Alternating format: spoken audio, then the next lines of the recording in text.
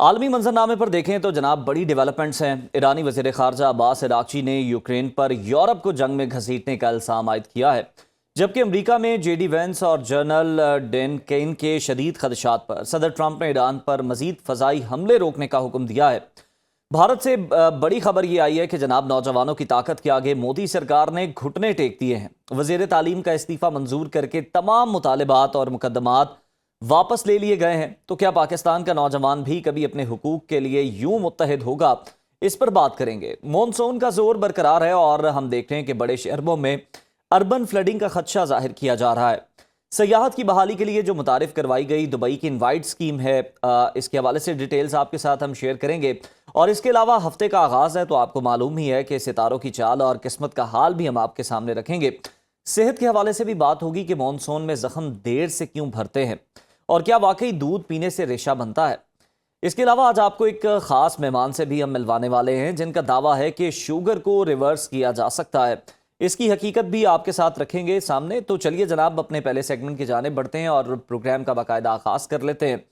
देखा जाए तो मशरिक वुस्ता जंग में यूरोप भी अब शरीक होता हुआ नजर आता है। यूक्रेन ने एक ऐसे जहाज को निशाना बनाया जिसके बारे में उनका दावा था कि उसे ईरान के लिए फौजी सामान की तरसील में इस्तेमाल किया जा रहा था। ईरानी वजीर खारजा ने इसे यूरोप को भी जंग में घसीटने की इसराइली साजिश करार दिया है। इसके साथ साथ ईरानी फौज ने खबरदार किया है कि दोबारा हमले हुए तो जंग का जोग्राफियाई दायरा पूरे खित्ते तक फैल जाएगा। दूसरी तरफ अमरीकी सदर डोनाल्ड ट्रंप ने पेंटागन और नायब सदर जेडी वेंस के खदशात के बाद ईरान पर फिलहाल फजाई हमले रोकने की हिदायत दी है।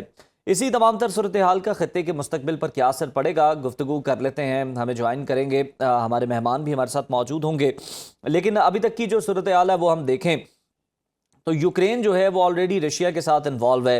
एक बड़ी लंबी वॉर जो है वो दोनों ममालिक के दरमियान चलती आ रही है, बहुत सारा नुकसान हो चुका है। लेकिन अब जब यूरोप भी इस जंग के अंदर इन्वॉल्व होगा तो देखना यह है कि इस जंग का मुस्तकबिल क्या होगा, ये जंग किस कदर फैल जाएगी और कितने खितों तक ये जंग जो है वो जा सकती है, ये भी देखना बहुत ज़्यादा ज़रूरी है। लेकिन हम देख रहे हैं कि जनाब ईरान डटा हुआ है और ईरान ने मुकम्मल जो तफसीलात हैं, जो डिटेल्स हैं वो सामने रखती हैं कि उन्होंने अमरीका को किस किस तरह से डैमेज किया है, अमरीका को किस तरह नुकसान पहुँचाया है, कौन कौन सी जदीद अमरीकी टेक्नोलॉजी है, हेलीकॉप्टर्स हैं, ड्रोन्स हैं बड़े बड़े महंगे जिनकी आप करोड़ों डॉलर मालियत आप लगा सकते हैं, उनको उन्होंने नुकसान पहुंचाया है। और बड़ी महदूद सलाहियत के होते हुए ईरान ने ये सब कुछ किया है, यानी ज़मीन से मिसाइल जो हैं वो मारकर अमरीका की बहुत सारी जो हमने देखा कि हेलीकॉप्टर्स हैं और ड्रोन्स हैं उनको मार गिराया गया है। तो ईरान की जनाब एक तरफ तो ये कामयाबी है, लेकिन दूसरी तरफ सिफारती महाज पर देखें तो जो टेक्निकल मुज़ाकरात होने थे वो अब खटाई में पड़ चुका है मामला। और ऐसे में पाकिस्तान जो है वो मुसालियत की कोशिशों के साथ जनाब हमेशा हाजिर है। लेकिन ऑब्वियसली फ़ैसला तो दोनों फरीकैन को ही करना है कि उन्होंने अमन का रास्ता चुनना है या जंग का। लेकिन पाकिस्तान बहरहाल एक ज़िम्मेदार के तौर पर अपना किरदार ज़रूर अदा कर रहा है ताकि इस रीजन के अंदर, इस खत्ते के अंदर अमन जो है वो कायम रहे और जो मैशतों का पहिया है वो चलता रहे। क्योंकि हमने देखा है कि इस जंग की वजह से सबसे ज़्यादा जो डैमेज हुआ है वो मैशत हुई है और ईरान की जो स्ट्रेटजी रही है जंग को फैलाने के हवाले से तो जनाब वो किसी हद तक तो कामयाब रही है। लेकिन अब हम देख रहे हैं कि पाकिस्तान का जो एक बड़ी डेवलपमेंट है कि कुवैत के साथ भी दिफाई ताउन का मायदा हुआ है। लेकिन आपको ये भी यहाँ पर बताना ज़रूरी है कि ये दिफाई ताउन का जो मायदा है ये उस तरह का मायदा नहीं है जो पाकिस्तान का सऊदी अरब के साथ मायदा है।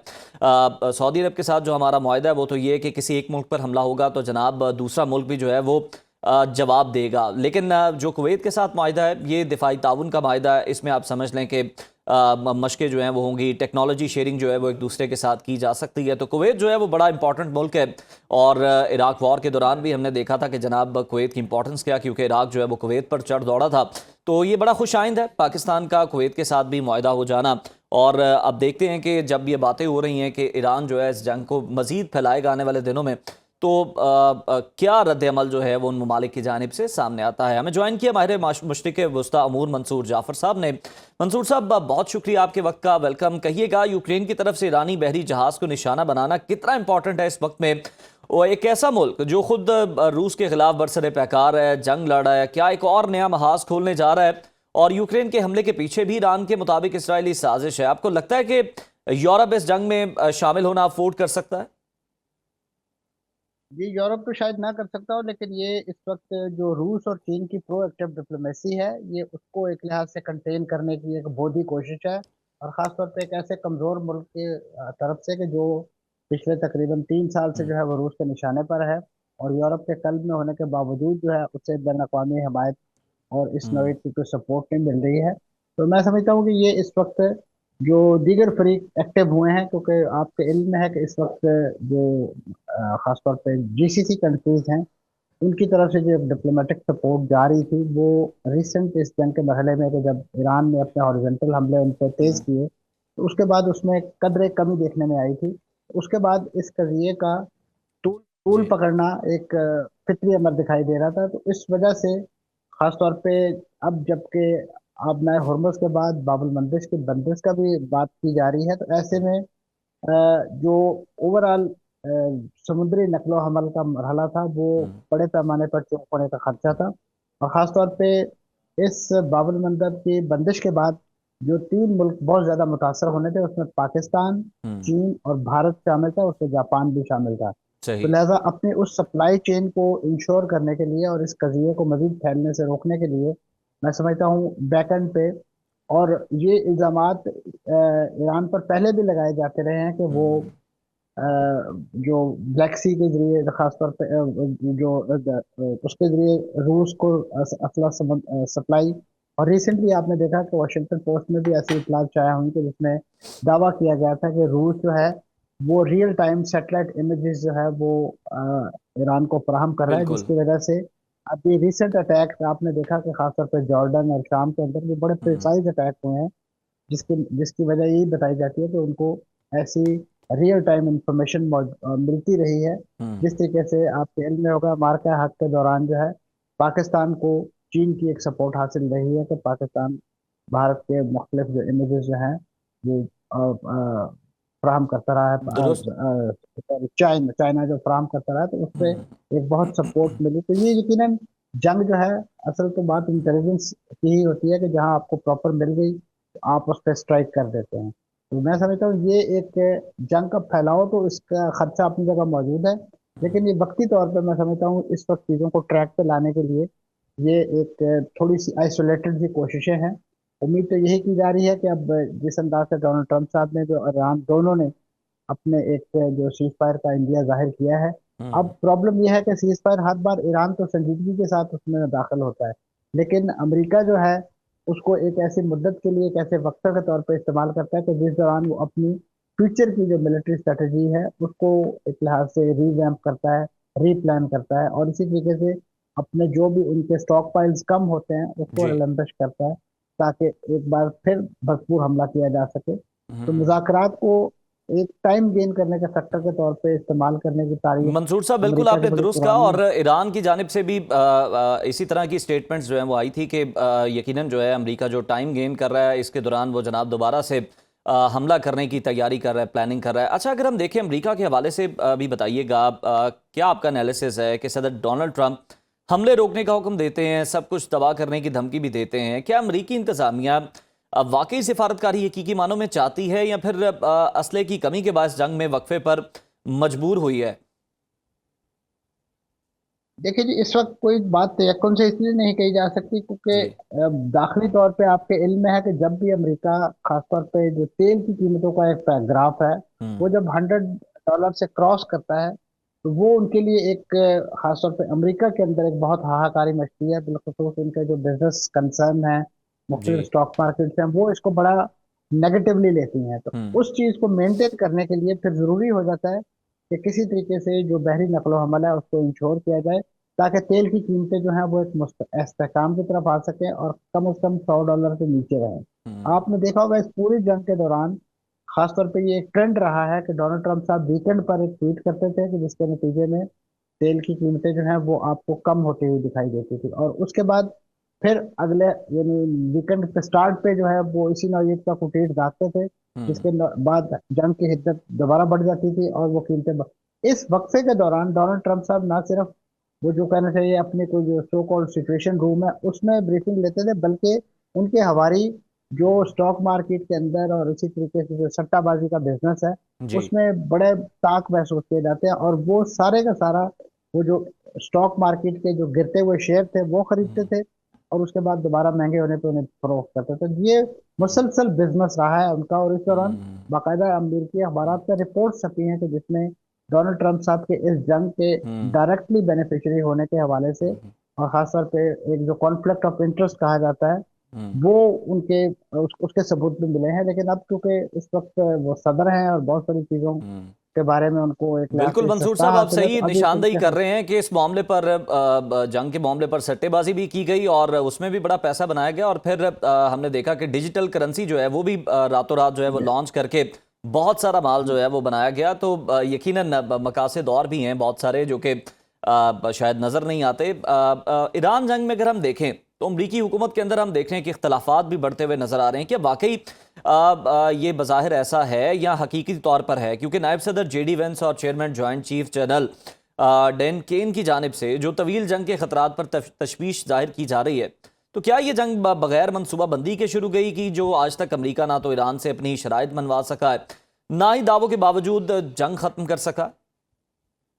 इसमें कोई शक नहीं कि अमेरिका ने ये जंग जो है बगैर किसी ड्यू प्लानिंग के और बगैर किसी होमवर्क के लड़ी है। हम्म, और उसका जो मुहर्रिक है वो इसराइल की वो बेबुनियाद इंटेलिजेंस रिपोर्ट्स हैं कि जिसमें उन्होंने ईरान की जो दाखिली सियासत और दाखिली मामलात के हवाले से हम्म, डोनाल्ड ट्रंप साहब और उनकी टीम को गुमराह किया, और ये बताया कि इस वक्त वहाँ पे रजीम चेंज के हवाले से बड़ा ही राइप केस है और बड़ा ही राइप एजेंडा मौजूद है। आप सही। उनकी जो फर्स्ट ईयर लीडरशिप को निशाना बनाइए बशमूल रहबयाना, तो आप हम्म, देखेंगे कि दिनों के अंदर, हफ्तों के अंदर जो है वहाँ पे रजीम चेंज जो है वो आपको दिखाई देगी, और लोग सड़कों पे निकलेंगे, और उसके बाद जिस घोड़े पे आप हाथ रखेंगे, चाहे वो साबका शाह का साहबजादा हो या कोई और मनपसंद फर्द हो, तो वो ईरान का हुक्मरान होगा, वो ईरान का हम्म, एक लिहाज से बादशाह के तौर पे एक्ट करेगा। लेकिन ये तमाम की तमाम बातें जो हैं वो ख्याली साबित हुई, खासतौर पे जब एक बड़ी ही पुरअज़्म किस्म की रेजिस्टेंस जो है ईरान की तरफ से देखने को मिली, और इस जंग में बड़े पैमाने पे जो फर्स्ट ईयर लीडरशिप के जो सियासी भी थी, अस्करी भी थी, मजहबी थी, हम्म, उनके नुकसान के बावजूद उनकी सफ़ों में इत्तेहाद, और खासतौर पे उनका वो नजरिया जिसके हवाले से वो जाने जाते हैं इस पूरे रीजन के अंदर, वली अल हम्म, फकीह, वो भी इंटैक्ट रहा। आपने देखा कि इस वक्त जब तदफीन का मरहला था, तो जी। उस नजरिए के तहत ही लोगों ने अपने आप को बड़े पैमाने पर खराज अकीदत के लिए जमा किया, न सिर्फ यहाँ बल्कि इराक के अंदर मुख्तलिफ शहरों के अंदर। तो उस जो उनका जो एक जो स्ट्रेंथ समझी जाती है इस रीजन के अंदर, हम्म, वो दोबारा से री इन्फोर्स होगी। और न सिर्फ ये बल्कि दुनिया भर से जो डिप्लोमेटिक सपोर्ट उन्हें मिली, उससे उन्हें एक बड़ा एतमाद हासिल हुआ कि वो इस वक्त दुनिया में अकेले नहीं है। लेकिन मैं समझता हूँ कि कुछ चीज़ें, जजमेंट की गलतियां ईरान से भी सरजद हुई, बिलखसूस जब अमेरिका ने कोशिश की कि वो कुछ ट्रैफिक को ओमान की तरफ से गुजारे, ताकि वो बल्क ज्यादा जो इकट्ठा हो चुका है वो किसी तरीके से, हम्म, ईरान ने उसकी इंटरप्रिटेशन गलत तौर पे की, और उसको एक मुतबादल रास्ते के तौर पे मुतारफ कराने की कोशिश करार देते हुए, जी। बजाय ये कि जो मैकेनिज्म उस मफाहमती यादाश्त के अंदर तय किया गया था, किसी हम्म, भी एतराज की सूरत में उसको अडॉप्ट करने के बजाय एक रास्त इकदाम कर दिया, और उन टैंकर खासतौर पे जो सऊदी अरब और कतर से ताल्लुक रखते थे उन्हें निशाना बनाया, जिसके बाद अमेरिका तो जाहिर है वो ताड़ में बैठा है, ताक में बैठा है कि किसी तरीके से ईरान से कोई गलती, हल्की सी चूक भी हो, जिसको जी। बुनियाद बनाकर वो हम्म, ईरान पर दोबारा से बकौल डोनाल्ड ट्रंप हम्म, साहब के जहन्नम के दरवाजे खोल सके। और आपने देखा फिर ऐसा ही हुआ, हम्म, ईरान को दोबारा से निशाने पर ले लिया गया, और हम्म। बड़े पैमाने पर पिछली तकरीबन दस बिल्कुल बारह दिन बिल्कुल की जंग मंसूर जो है साहब, आप सही वहां कह जो रहे हैं। हम तबाही देख भी रहे और हैं कि ईरान को मजीद उलझाने की भी कोशिश की जा रही है। वॉल स्ट्रीट जर्नल जो है वो ये दावा कर रहा है कि कुवैत, बहरीन और अमारात ने खुफिया तौर पर ईरान पर हमलों में हिस्सा लिया। कुवैत ने तो इसकी तरदीद कर दी है सख्ती से। ईरान पर हमलों में आपको लगता है कि कौन कौन से ममालिक जो हैं वो इन्वॉल्व हैं, जो नाम ये सामने आ रहे हैं, या फिर ये कॉन्फ्लिक्ट पैदा करने के लिए इस तरह की बात की जा रही ये देखिए, जहां तक तो जीसीसी कंट्रीज का ताल्लुक है, उनमें से तो पोटेंशियली मैं समझता हूँ कोई भी इस काबिल नहीं है कि वो है? जी। बराह रास्त अटैक कर सके। दुरुस्त। लेकिन इनडायरेक्ट अटैक्स में वो इस हवाले से शामिल रहे हैं कि अमेरिकन बेसिस, वहां से वो इंटेलिजेंस, वो खास तौर पे मालूमात फराहम करते हुए हैं जो इस नौयत के अमरीकी हमलों को तीर बहादुर नुस्खा बनाने के लिए बड़ी मुमद मावन साबित हुई है। और यही सिचुएशन जो है वो जंग के पहले मरहले में भी थी, अब हम्म, मौजूदा मरहले में भी यही सूरत हाल जो रही है।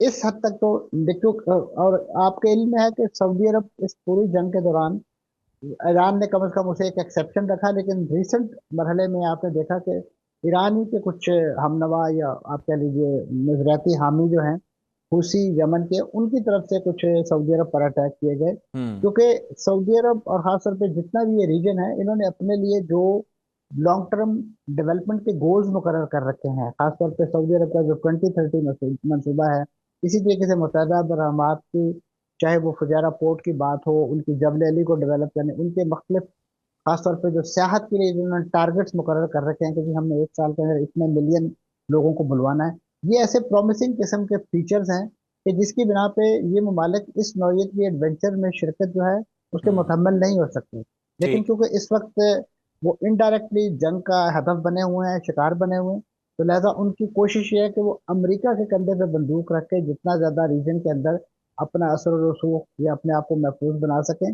लेकिन वो हमेशा से चीज उनके लिए माजी में भी काउंटर प्रोडक्टिव रही है और हम्म। अब भी काउंटर प्रोडक्टिव है। यही वजह है कि आपने देखा कि इसी जंग के जलाव में आपको ऐसी इतलात में देखने को मिलती है कि पाकिस्तान के जो खासतौर पे साथ जो डिफेंस कॉपरेशन जिस तरह सऊदी अरब के साथ हम कर रहे हैं, हम्म। इसी नौयत की बातचीत आपको कुवैत के हवाले से भी सुनाई दे रही है जी। कि वो दिफाई ताउन के हवाले से पाकिस्तान से मदद लेने के लिए, हम्म। क्योंकि वो ये समझते हैं, इस वक्त उनको इस चीज़ का मुकम्मल इदराक है, इस वक्त जो अमेरिकन सिक्योरिटी या उनकी जो सिक्योरिटी अम्ब्रेला है वो उनके लिए कोई असासा नहीं है, वो एक लाइबिलिटी है उनके लिए। हम्म। उससे वो जितनी जल्द जान छुड़ा लें उतनी ही हम्म। जल्द बेहतर है।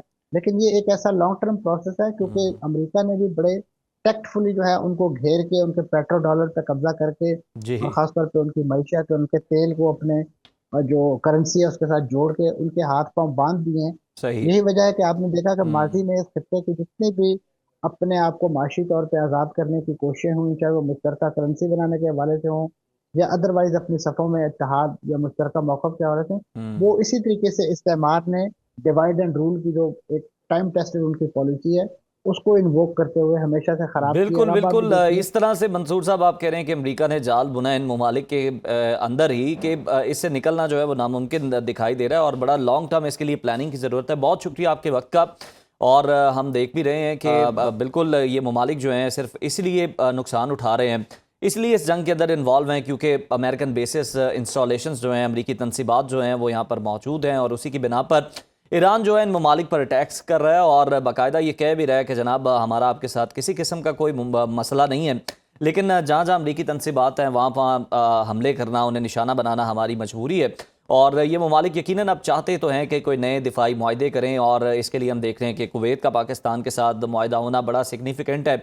और भी ममालिक, इस्लामी ममालिक ये चाह रहे हैं, लेकिन इसके लिए बड़े लॉन्ग टर्म प्लानिंग की ज़रूरत है क्योंकि इससे निकलने के लिए अमरीका के सामने जनाब खड़ा होना पड़ेगा और बहुत सारी जो अमरीकी शराइत हैं उनको रद्द करना पड़ेगा, जिसमें ऑब्वियसली थोड़ा सा वक्त जो है वो लग सकता है। तो अब देखते हैं कि ये ममालिक क्या फ़ैसला लेते हैं।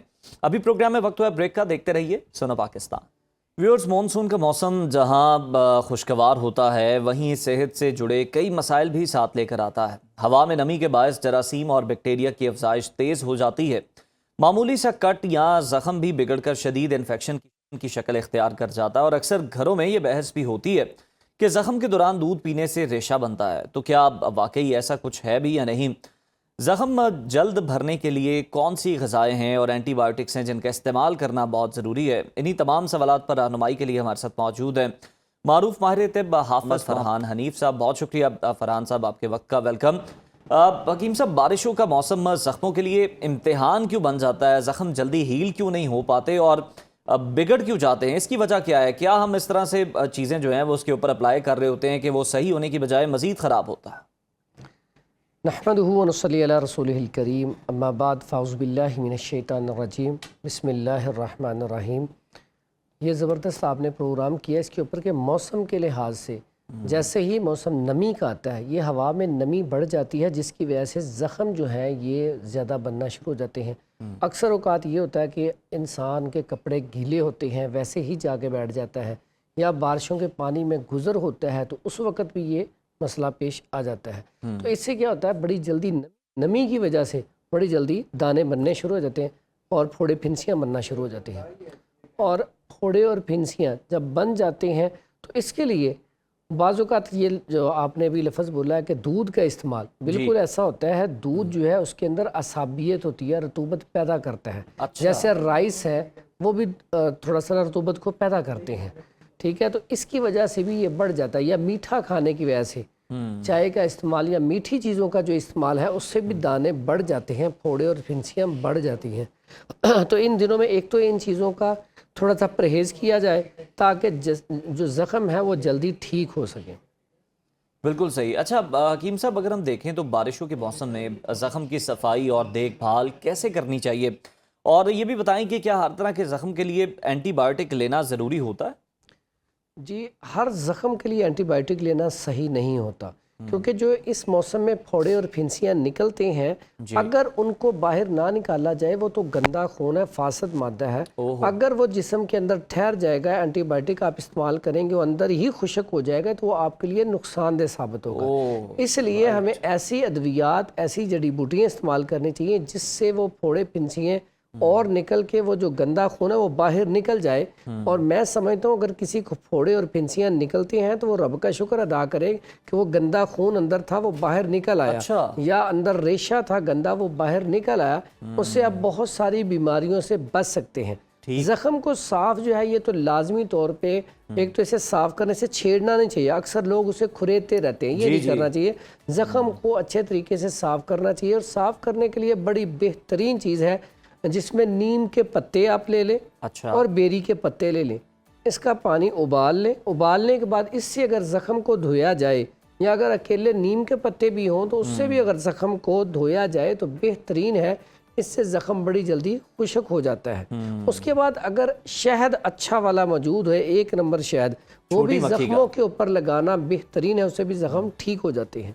लेकिन हमारे चूँकि इसमें अल्हम्दुलिल्लाह अल्लाह ताला ने पाकिस्तान में ऐसी बहुत सारी जड़ी बूटियाँ रखी हैं जिससे ये ज़ख़म बड़ी जल्दी ख़त्म हो जाते हैं, ठीक है।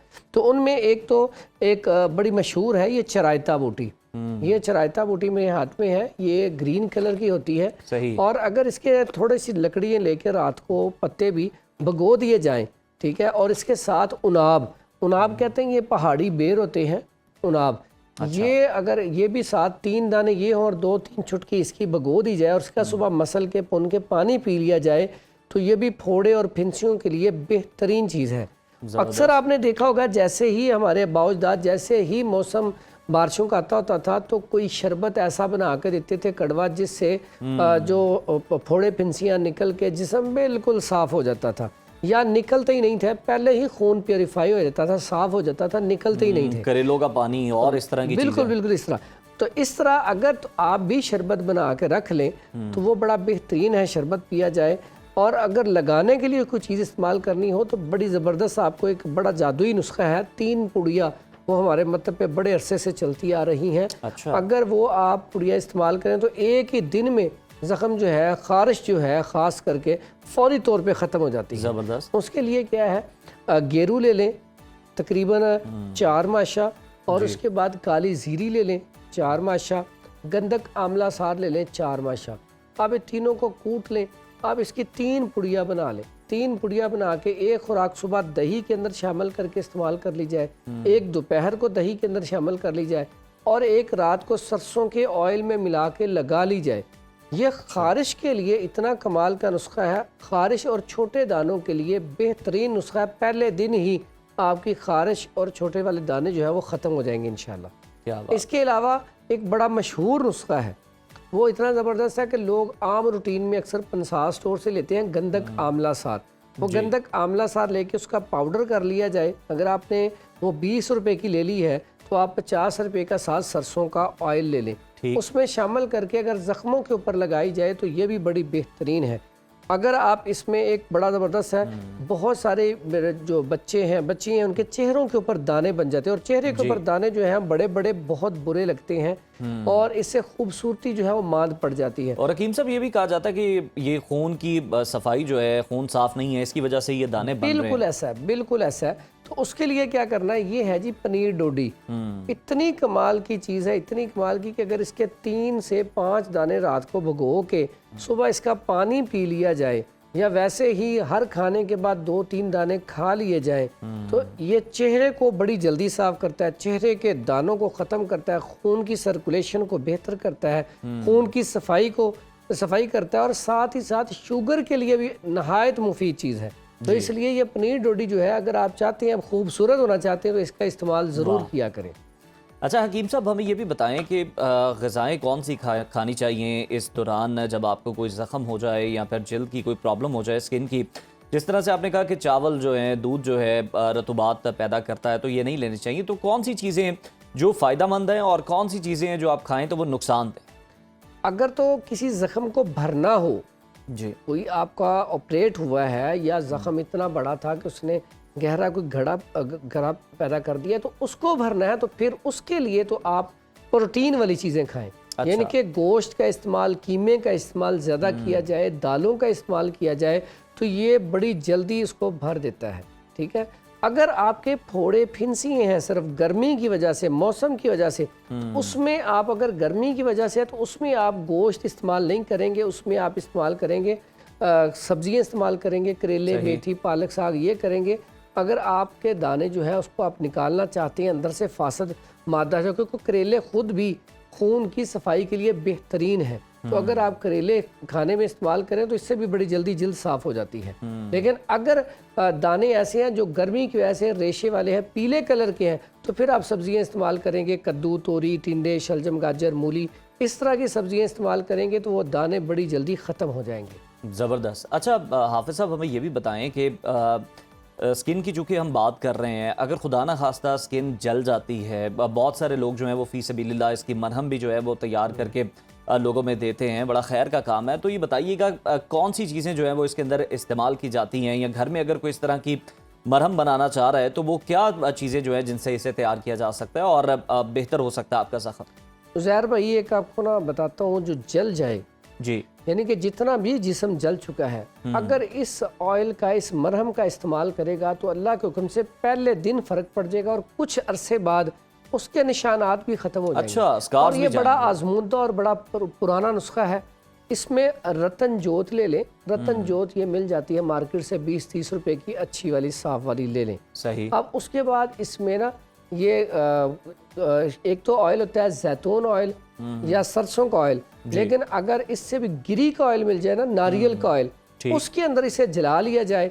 जलाने के बाद इसमें सिर्फ और सिर्फ थोड़ा सा काफूर मिला लिया जाए, क्योंकि जो पेशेंट होता है उसे जलन होती है।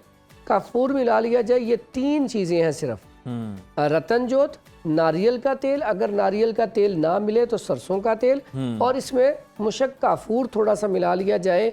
तो ये अगर आप ऑयल बना कर रख लें तो ये लगाते रहें, इतना ज़बरदस्त है कि अगर जले हुए के निशानात भी हैं तो वो भी आहिस्ता आहिस्ता बिल्कुल ख़त्म हो जाएंगे। क्या बात।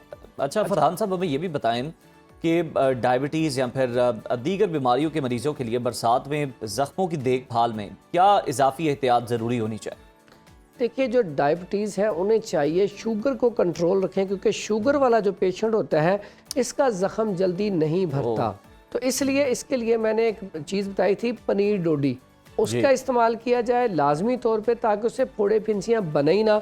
और अगर ज़ख्म बन जाए तो उसके लिए पहले भी मैंने एक मरहम बताई थी, वो लोगों ने बड़ी पसंद की थी और उसका बड़ा ज़बरदस्त रिजल्ट है। उसमें क्या है, अक की जड़ ले लें, अक की जड़ लेके उसको बिल्कुल उसको थोड़ा थोड़ा बारीक बारीक काट लें, फिर उसको देसी घी के अंदर जला लें। जब जलाएं तो उसमें एक चने के दाने के बराबर जो है ना नीला थोथा मिल जाता है मार्केट से, वो डाल लें। फिर चने डाल लें, 1-2 चने के दाने भी डाल लें। उसके बाद इसके अंदर लाल मिर्च भी चने के दाने के बराबर इसके अंदर ऐड कर लें। अच्छा। ये बड़ी ज़बरदस्त मरहम बन जाएगी। अब जब ये मरहम बन जाए, इसमें थोड़ी सी रतन जोत जो मैंने पहले भी जिक्र किया वो डाल के अब इसका ना वो मरहम तैयार कर लें। इसमें आपने थोड़ी सी वो देसी घी वाली मरहम तैयार हो गई आपकी। अब ये ऐसे जख्म जो शुगर के ठीक नहीं हो रहे, उनके ऊपर लगाना शुरू करेंगे तो कुछ अरसे के बाद ये जख्म बिल्कुल ख़त्म हो जाएंगे। और उसके बाद एक जो कड़वा शरबत हम अक्सर पहले भी लोग बना के पीते थे, हमारे अबाउजदाद, तो हमारा भी काफ़ी वो सेल होता है। तो कड़वा शरबत आपको बता देता हूँ, मुसफ़ी खून, वो ज़रूर बना के इस मौसम में इस्तेमाल कर लिया जाए तो आपके फोड़े फिंसियाँ निकलेंगे ही नहीं। और ये शरबत जो है बड़ा सादा सा है, बरगे, बांसा, इसमें वो ले लें 50 ग्राम, और साल्ट, मैग्नीशियम साल्ट ले लें 100 ग्राम, सही। पनीर डोडी ले लें 50 ग्राम, चरायता ले लें 50 ग्राम, अच्छा। गुले केसू ले लें 50 ग्राम, ये सारी चीज़ें, और उनाब ले लें 50 ग्राम। ठीक। अब ये इसमें ना शाहतरा ज़ख्म हयात एक बूटी है, वो भी 50 ग्राम। अब ये सारी चीज़ें आपने ले ली। अब इसमें आप ना, अगर आपने 4 बोतलें बनानी हैं तो 4 लीटर पानी डाल के इसको पकाना शुरू, पहले तो 24 घंटे पको दें, फिर उसके बाद इसे पकाना शुरू कर दें। पकाने अच्छा। के बाद जब असर निकल जाए तो जड़ी बूटियाँ आप अपनी निकाल लें। उसके बाद इसमें अगर आप चीनी ऐड करना चाहते हैं तो चीनी डाल के इसको शीरे की तरह बना के, जैसे मैं पहले तरीका बताता होता हूँ कि जब ये मोती बनना शुरू हो जाए, अब नीचे फेंकें तो आपका शरबत तैयार है। अगर आप इसमें मीठा नहीं इस्तेमाल करना चाहते, शुगर पेशेंट है, तो आप जब आपने जड़ी बूटियाँ पका ली तो आपका शरबत तैयार है।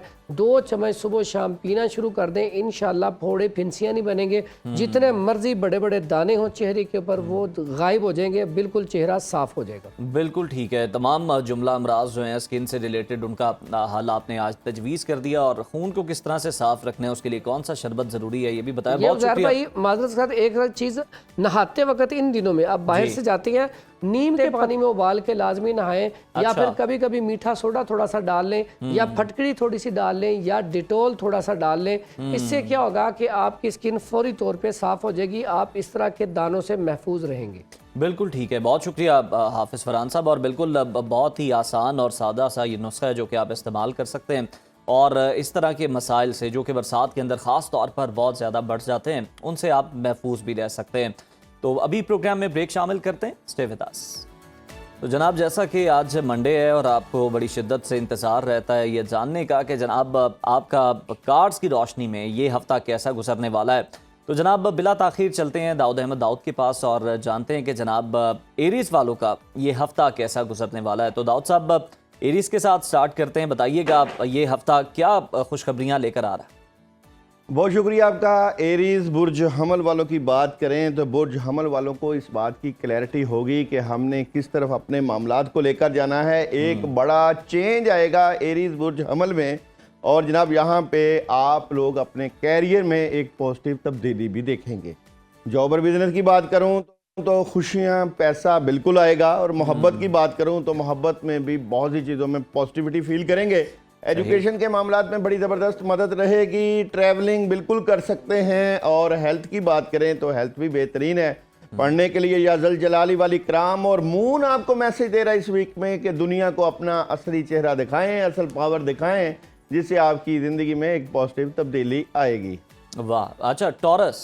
टॉरस बुर्ज सौर वालों की बात करें तो बुर्ज सौर वाले इस वीक में क्या करने जा रहे हैं, कुछ मामला से मुतल्लिका मामलात में डिले, उदासी और नेगेटिविटी आप फील कर रहे हैं, लेकिन यहाँ पे ऑप्शंस बिल्कुल मिलेंगी। वाइट कलर का पहनना इस वीक में आपके लिए बहुत अच्छी एनर्जी लेकर आएगा। बहुत स्ट्रेट फॉरवर्ड नजर आते हैं अपने तमाम मामला से मुतल्लिका। जॉब और बिजनेस की बात करूं तो ओवर थिंकिंग से बचें, कामों में रुकावट आ सकती है बुर्ज सौर में, और मोहब्बत के मामलात में बेहतरीन एनर्जी है, और एजुकेशन बेहतरीन है।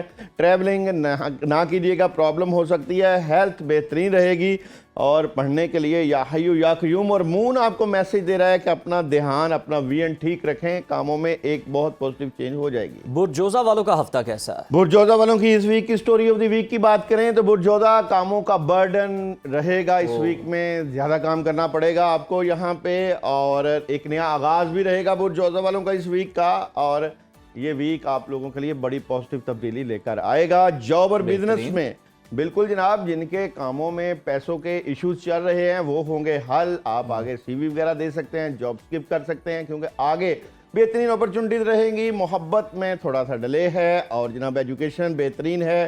ट्रैवलिंग बिल्कुल कर सकते हैं। हेल्थ के मामला ज़बरदस्त रहेंगे, और या अरहम राहमीन का विर्द रखिएगा।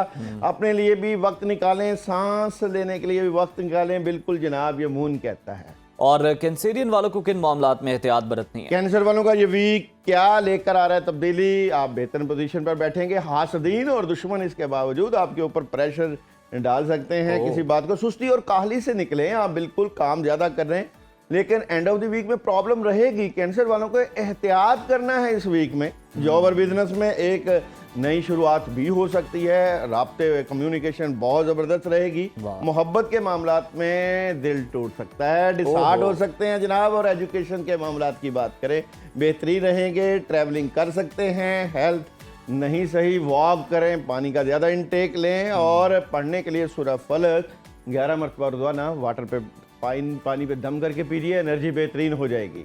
लियो वालों की इस वीक की स्टोरी ऑफ द वीक की बात करें तो अपनी बातों को जितना अपने तक रखेंगे उतना ही फायदा उठाएंगे। और लियो वाले नेगेटिविटी से निकलें, यहाँ पे अपने काम पे तवज्जो दें। वो लोग जो आपको चीट करते हैं उनको निकाल बाहर फेंके जिंदगी से। और जनाब यहाँ पे नई ऑप्शंस भी आएंगे। मेडिटेशन करें, फोकस बेहतरीन करें। जॉब और बिजनेस में अभी तो डेवल है, अभी वो कामयाबी नहीं मिल रही जो आप चाहते हैं। थोड़ा सी एंड वेट के ऊपर चलें। मोहब्बत में अपने बड़ों और बुजुर्गों के फैसलों को फोकियत दीजिएगा। एजुकेशन बेहतरीन है, ट्रैवलिंग बिल्कुल करेंगे और फ़ायदा भी रहेगा। हेल्थ के मामलात भी ज़बरदस्त हैं और पढ़ने के लिए आयत करीमा ला इलाहा इल्ला अंता सुब्हानका इन्नी कुन्तु मिनज़ ज़ालिमीन पढ़ें और 21 टाइम रोज़ाना एनर्जी को बूस्ट करें। विर्गो वालों की इस वीक की स्टोरी ऑफ द वीक, कामों में बहुत ज़बरदस्त मदद है, ऑप्शंस आएंगी। आप किसी बात के ऊपर फोकस बेहतर तरीके से कर सकते हैं इस वीक में। ज़्यादा एनर्जेटिक नज़र आते हैं आप लोग इस वीक में और बिल्कुल कामयाबियां भी मिलेंगी। लेकिन जॉब और बिजनेस में जो बड़ी अचीवमेंट है उसमें आपने अक्ल व फहम का इस्तेमाल करके ज़्यादा कामयाबी और पैसा हासिल करना है। मोहब्बत में चेंज है और एहतियात रखिएगा। मोहब्बत में पैसा तो मिलेगा लेकिन मोहब्बत में एहतियात। एजुकेशन ज़बरदस्त, ट्रैवलिंग अभी ना करिएगा। हेल्थ के मामला बेहतर है और हस्बुनल्लाह व निअमल वकील, निअमल मौला व निअमल नसीर का विर्द रखिएगा।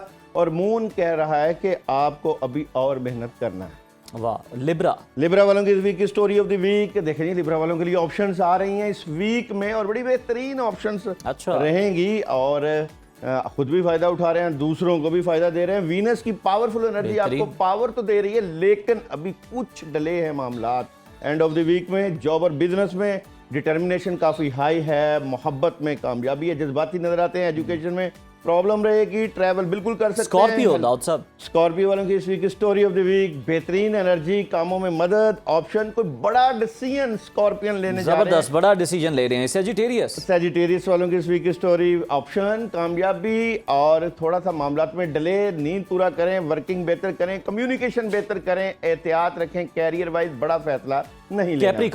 कैप्रिकॉर्न वालों की इस वीक की story of the week, powerful energy, change, ख्वाहिशें पूरी होंगी और ये वीक आप लोगों के लिए एक बड़ी कामयाबी लेकर आएगा। एक्वेरियस वालों की इस वीक की स्टोरी ऑफ द वीक, माजी से बाहर निकलना है। एक्वेरियस वालों ने फजूल में किसी से लड़ाई झगड़ा और बहस बिल्कुल ना करें।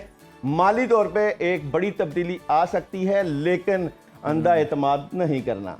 लास्ट वन, पाइसेस वालों की इस वीक की स्टोरी ऑफ द वीक, अपने आप से लड़ाई कर रहे हैं, फाइट कर रहे हैं, आगे बढ़ने के मौके रहेंगे, कामों में मसरूफ नजर आते हैं।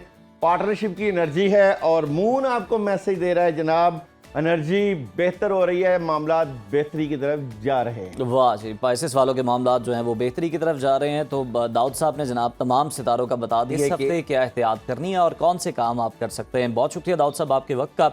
अभी ब्रेक शामिल करते हैं, आप हेडलाइंस देखें और उसके बाद दोबारा से हम प्रोग्राम के साथ हाजिर हो।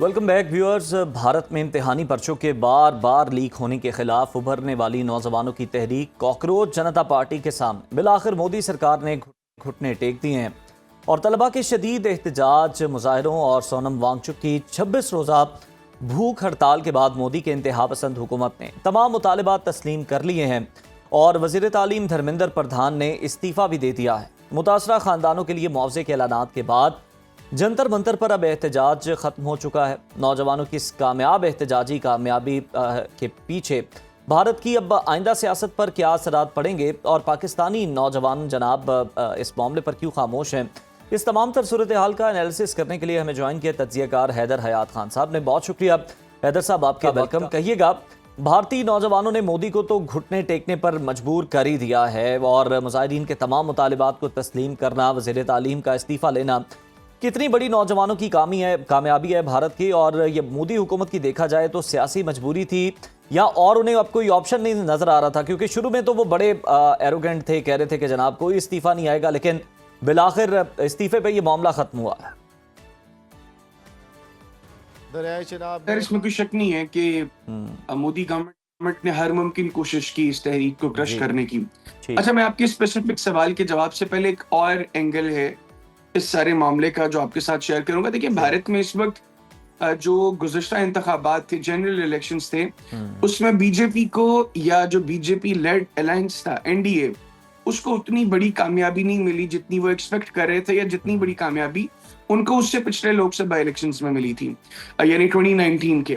तो अभी रिसेंटली हुआ ये कि वेस्ट बंगाल से तृणमूल कांग्रेस जो है, जिसको ममता बनर्जी लीड करती हैं, तृणमूल कांग्रेस के 20 मेंबर्स ने, लोकसभा के मेंबर्स ने तृणमूल कांग्रेस छोड़ के एक नई पॉलिटिकल पार्टी जिसका नाम एनसीपीआई है, जी। उसको ज्वाइन किया। और मतलब डायरेक्टली उन्होंने बीजेपी को ज्वाइन नहीं किया, पर भारत के अंदर ये बात हो रही है कि उन्होंने डायरेक्टली बीजेपी को ज्वाइन करने से एनसीपीआई को जो है वो ज्वाइन किया है, और एनसीपीआई जो है ये बुनियादी तौर पर इसको बीजेपी बैक कर रही है। और अब उन्होंने जो है वो बुनियादी तौर पे इनडायरेक्टली बीजेपी को ज्वाइन किया है। ये बहस भारत में हो रही है, और ये मसला इस कदर संगीन था कि इससे अटेंशन डाइवर्ट करने के लिए बीजेपी गवर्नमेंट को एक और मसला चाहिए था। उस वक्त यहाँ की यूथ, यहाँ के स्टूडेंट्स, वो नीट एग्जाम्स का जो स्कैम था, इसके ऊपर बाहर निकलते हैं, तो मोदी हुकूमत को एक जो है आप समझें एक और मसला ऐसा दिखाई दिया जिसके ऊपर अटेंशन डाइवर्ट की जा सकती थी। लिहाजा उसको जो है वो जानते बूझते इनिशियली लटकाया गया, लेकिन शायद मिसकैलकुलेशंस हुई यहाँ पर मोदी गवर्नमेंट से। और उन मिसकैलकुलेशंस की वजह से हुआ ये कि ये तहरीक दिल्ली से निकलकर ये पूरे भारत के बड़े शहरों में फैल गई। और फिर इस कदर प्रेशर था, इनको ये लगता था कि स्टूडेंट्स हैं, इनको मारेंगे, इनके ऊपर लाठी चार्ज करेंगे, गिरफ्तार करेंगे, डराएंगे, धमकाएंगे, मुस्तकबिल के हवाले से इनको थ्रेट किया जाएगा, तो ये लोग छोड़ देंगे इस तहरीक को, पीछे हट जाएंगे गिरफ्तारी के खौफ से। और हमने वीडियोस भी देखी जिसमें जो है वो पुलिस के अफराद जो है, जिस वक्त मुंबई में जो प्रोटेस्ट हो रहा था, वहां की तो एक वीडियो भी सामने आई कि उन्होंने कुछ स्टूडेंट्स को अरेस्ट किया, और अरेस्ट करके कहा कि अगर अब तुम दोबारा यहाँ पर नजर आए तो तुम पर 50-50 ग्राम जो है वो हेरोइन डाल के तुम लोगों को अंदर कर दूंगा, तो तुम लोग अब अपने घरों को जाओ, वापस इस एहतजाज में नहीं आना। तो इस तरह डराया गया, धमकाया गया, लेकिन स्टूडेंट्स जो है उन्होंने इस चीज को महसूस किया कि 12 साल से चीजें बतदरीज खराब हुई हैं, बेहतरी की तरफ नहीं आई। लिहाजा उन्होंने मोदी हुकूमत के इस जुल्म, जबर और तशद्दुद का डटकर मुकाबला किया, और अल्टीमेटली वो लोग कामयाब हुए अपने मुतालिबात को तस्लीम करवाने में। हैदर साहब, मोदी गवर्नमेंट बिल्कुल को मुतालिबात देखने तस्लीम हुए हैं, लेकिन क्या हम ये समझें कि एहतजाज जो है वो ख़त्म हो गया, मुतालिबात मान लिए गए, या फिर ये किसी और इनकलाबी तहरीक का या जमात का नुक्ता आगाज भी है? देखिए, सबसे पहली चीज होती है किसी चीज को इनिशिएट करना हो जाए। चीज इनिशिएट हो गई है, और उसमें स्टूडेंट्स को अब एक अम्ब्रेला मिल गया है जिसके नीचे उन्होंने इकट्ठे होना है। भारत की यूथ को एक अम्ब्रेला मिल गया है जिसके नीचे इकट्ठे होकर उन्होंने अपने जायज मुतालबात को मनवाना है। सबसे पहले तो मैं अप्रिशिएट करता हूँ कॉकरोच जनता पार्टी को, उनकी लीडरशिप को, जिन्होंने इस एहतजाज को लीड किया। फिर भारत के वो तमाम स्टूडेंट्स जो डटे रहे मोदी हुकूमत के उस जुल्म, जबर और बर्बरियत के खिलाफ, और अपने जायज हक को उन्होंने हासिल किया। मैं समझता हूँ कि इस वक्त जो नफरत इस भारत के अंदर फैल चुकी है मोदी हुकूमत के खिलाफ, और ये तो वहां पर एलानिया लोगों ने, जो स्टूडेंट्स वहां पर लाठी चार्ज से मुतासर हो रहे थे, आंसू गैस से मुतासर हो रहे थे, वो ये कह रहे थे कि हम अंजाम भुगत रहे हैं उस घटिया हरकत का जो हमारे वालिदैन ने गलती की बीजेपी को वोट डालकर। तो हमारा जो ये हशर हो रहा है, ये उस गलती का नतीजा है, ये उसकी सजा मिल रही है हमें। यानी एक अप्रोच जो है वो तब्दील हो रही है भारत में। और अब भारत में जो सेन लोग हैं वो ये समझते हैं कि हम लोगों ने गलती की अगर माजी में बीजेपी को, मोदी को, इस जाहिल घटिया शैतान को वोट दिया। और बिल्कुल हैदर, आप सही कह रहे हैं, ये पैराडाइम शिफ्ट आ रहा है। वो वालिदैन भी सोचने पर मजबूर हैं कि जिन्होंने बीजेपी को वोट दिया था, अब उन्हीं के बच्चों को किस तरह बेदर्दी के साथ जुल्म का निशाना बनाया गया, तशद्दुद का निशाना बनाया गया। तो अब लगता यही है कि जो गलती बड़ों ने की है, ये जेनजी जो है अब दोबारा जब इलेक्शन होंगे तो ये इस तरह की गलती नहीं दोहराएगी, किसी भी नफरत पर मबनी सियासत करने वाली जमात को इक्तदार में नहीं लेकर आए। इसमें कोई शक नहीं है, और ये बात तो उन्होंने क्लियरली बता दी है। जो अप्रोच की तब्दीली है वो अगर आप वहां पर लोगों की गुफ्तगू सुने तो आपको वो क्लियरली इंडिकेट कर रही है कि ना उनको मुसलमान और हिंदू में तकसीम की सियासत को प्रमोट करना है, ना उन्होंने इंडिया पाकिस्तान में के दरमियान जो मामला थे, इवन हम लोगों ने तो वो विजुअल्स भी देखे जब दिल्ली के जंतर मंतर के एहतजाज में वहां पर वीडियोस बनाई जा रही थी जहां पर लोग पाकिस्तान के आर्मी चीफ की तारीफें कर रहे थे। तो ये मनाजिर भी हमें जंतर मंतर में देखने को मिले। फिर जिस तरीके से मुसलमान जो एक भारत में तकसीम 11-12 साल में मोदी हुकूमत ने क्रिएट कर दी थी, हिंदूज और वो भी ब्राह्मण हिंदूज और निचली जात के हिंदूज और माइनॉरिटीज के दरमियान, वो तकसीम हमें इन स्टूडेंट्स ने खत्म करने की कोशिश की है। वो विजुअल्स हमने देखे, जो इरफान नामी जो एक मजदूर है वो भी आया वहां पर, उसने कहा एहतजाज स्टूडेंट्स का है लेकिन मुतासर मैं भी हूं उस हुकूमत का। और जिस तरह की गुफ्तगू उसने की, नेहा जो सीजेपी से गालिबन जिनका ताल्लुक है, तो और भी बहुत से लोग जो निकले और उन्होंने जायज हुकूक के लिए आवाज बुलंद की, वो क्लियरली इंडिकेट कर रही है कि भारत का जो नौजवान है, एक तो वो ये समझता है कि ये जाहिल शख्स भारत का बेहतर मुस्तकबिल जो है उस हवाले से ये अच्छे फैसले नहीं कर सकता, और दूसरा वो ये समझते हैं कि अगर भारत को मजीद तबाही से बचाना है तो इस शख्स की जो पॉलिसीज है, जिस तरह ये मामला को लेकर चलता है, जिस तरह ये नफरत की सियासत के बीज बोए थे इसने, और अब वो जो दरख्त बनने की कोशिश कर रहे हैं वो बीज, उन दरख्तों को काट दिया इन नौजवानों ने। और अगर ये इसी तरीके से अपने जायज मुतालबात के लिए खड़े रहेंगे, डटे रहेंगे मोदी हुकूमत के खिलाफ, तो मैं समझता हूं कि भारत जो कई टुकड़ों में आगे तकसीम हो सकता है, उससे जो है वो कह ले कि कम नुकसान तो अब है जो भारत को होना है। तो ये नुकसान की कमी जो है वो इस तरह हो सकती है अगर इस जाहिल घटिया शैतान को भारत में इक़्तिदार के सिंहासन से उतार के बाहर फेंक दिया जाए। बिल्कुल बिल्कुल, हल ही यही है हैदर। और मैं आपको बताऊं जी कि हमारी जो वीडियोस थी, बिलीव मी, मुझे रात भी मैसेजेस आए।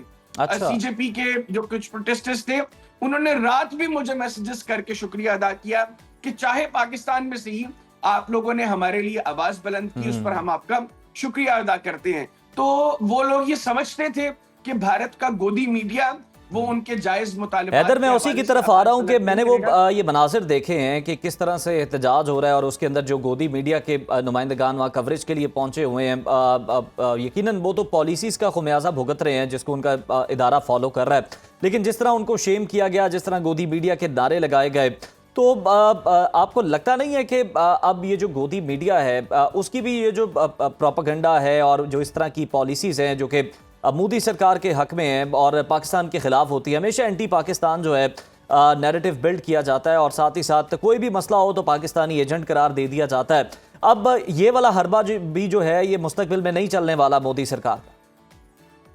देखिए, सीजेपी के जो स्पोक्स पर्सन है जिन्होंने ये प्रेस कॉन्फ्रेंस के अंदर अनाउंस भी किया था कि अब ये प्रोटेस्ट जो है ये हम खत्म करते हैं, उन्होंने गोदी मीडिया को भी क्लियरली इंडिकेट कर दिया, इशारा दे दिया है कि अगर आप लोगों ने अपना आप दुरुस्त ना किया, आप लोगों ने अपनी कोर्स करेक्शन ना की, तो शायद अगला जो सिलसिला है उसमें गोदी मीडिया की पकड़ हो। बिल्कुल आपने जो मनाजिर सवाल के आगाज में बताया कि वहां पर जो रिपोर्टर्स गोदी मीडिया के मुख्तलिफ चैनल्स के हवाले से वहां पर प्रोटेस्ट को कवर करने के लिए गए थे, उनको जिस तरह के सलूक का सामना करना पड़ा, अफसोसनाक चीज है।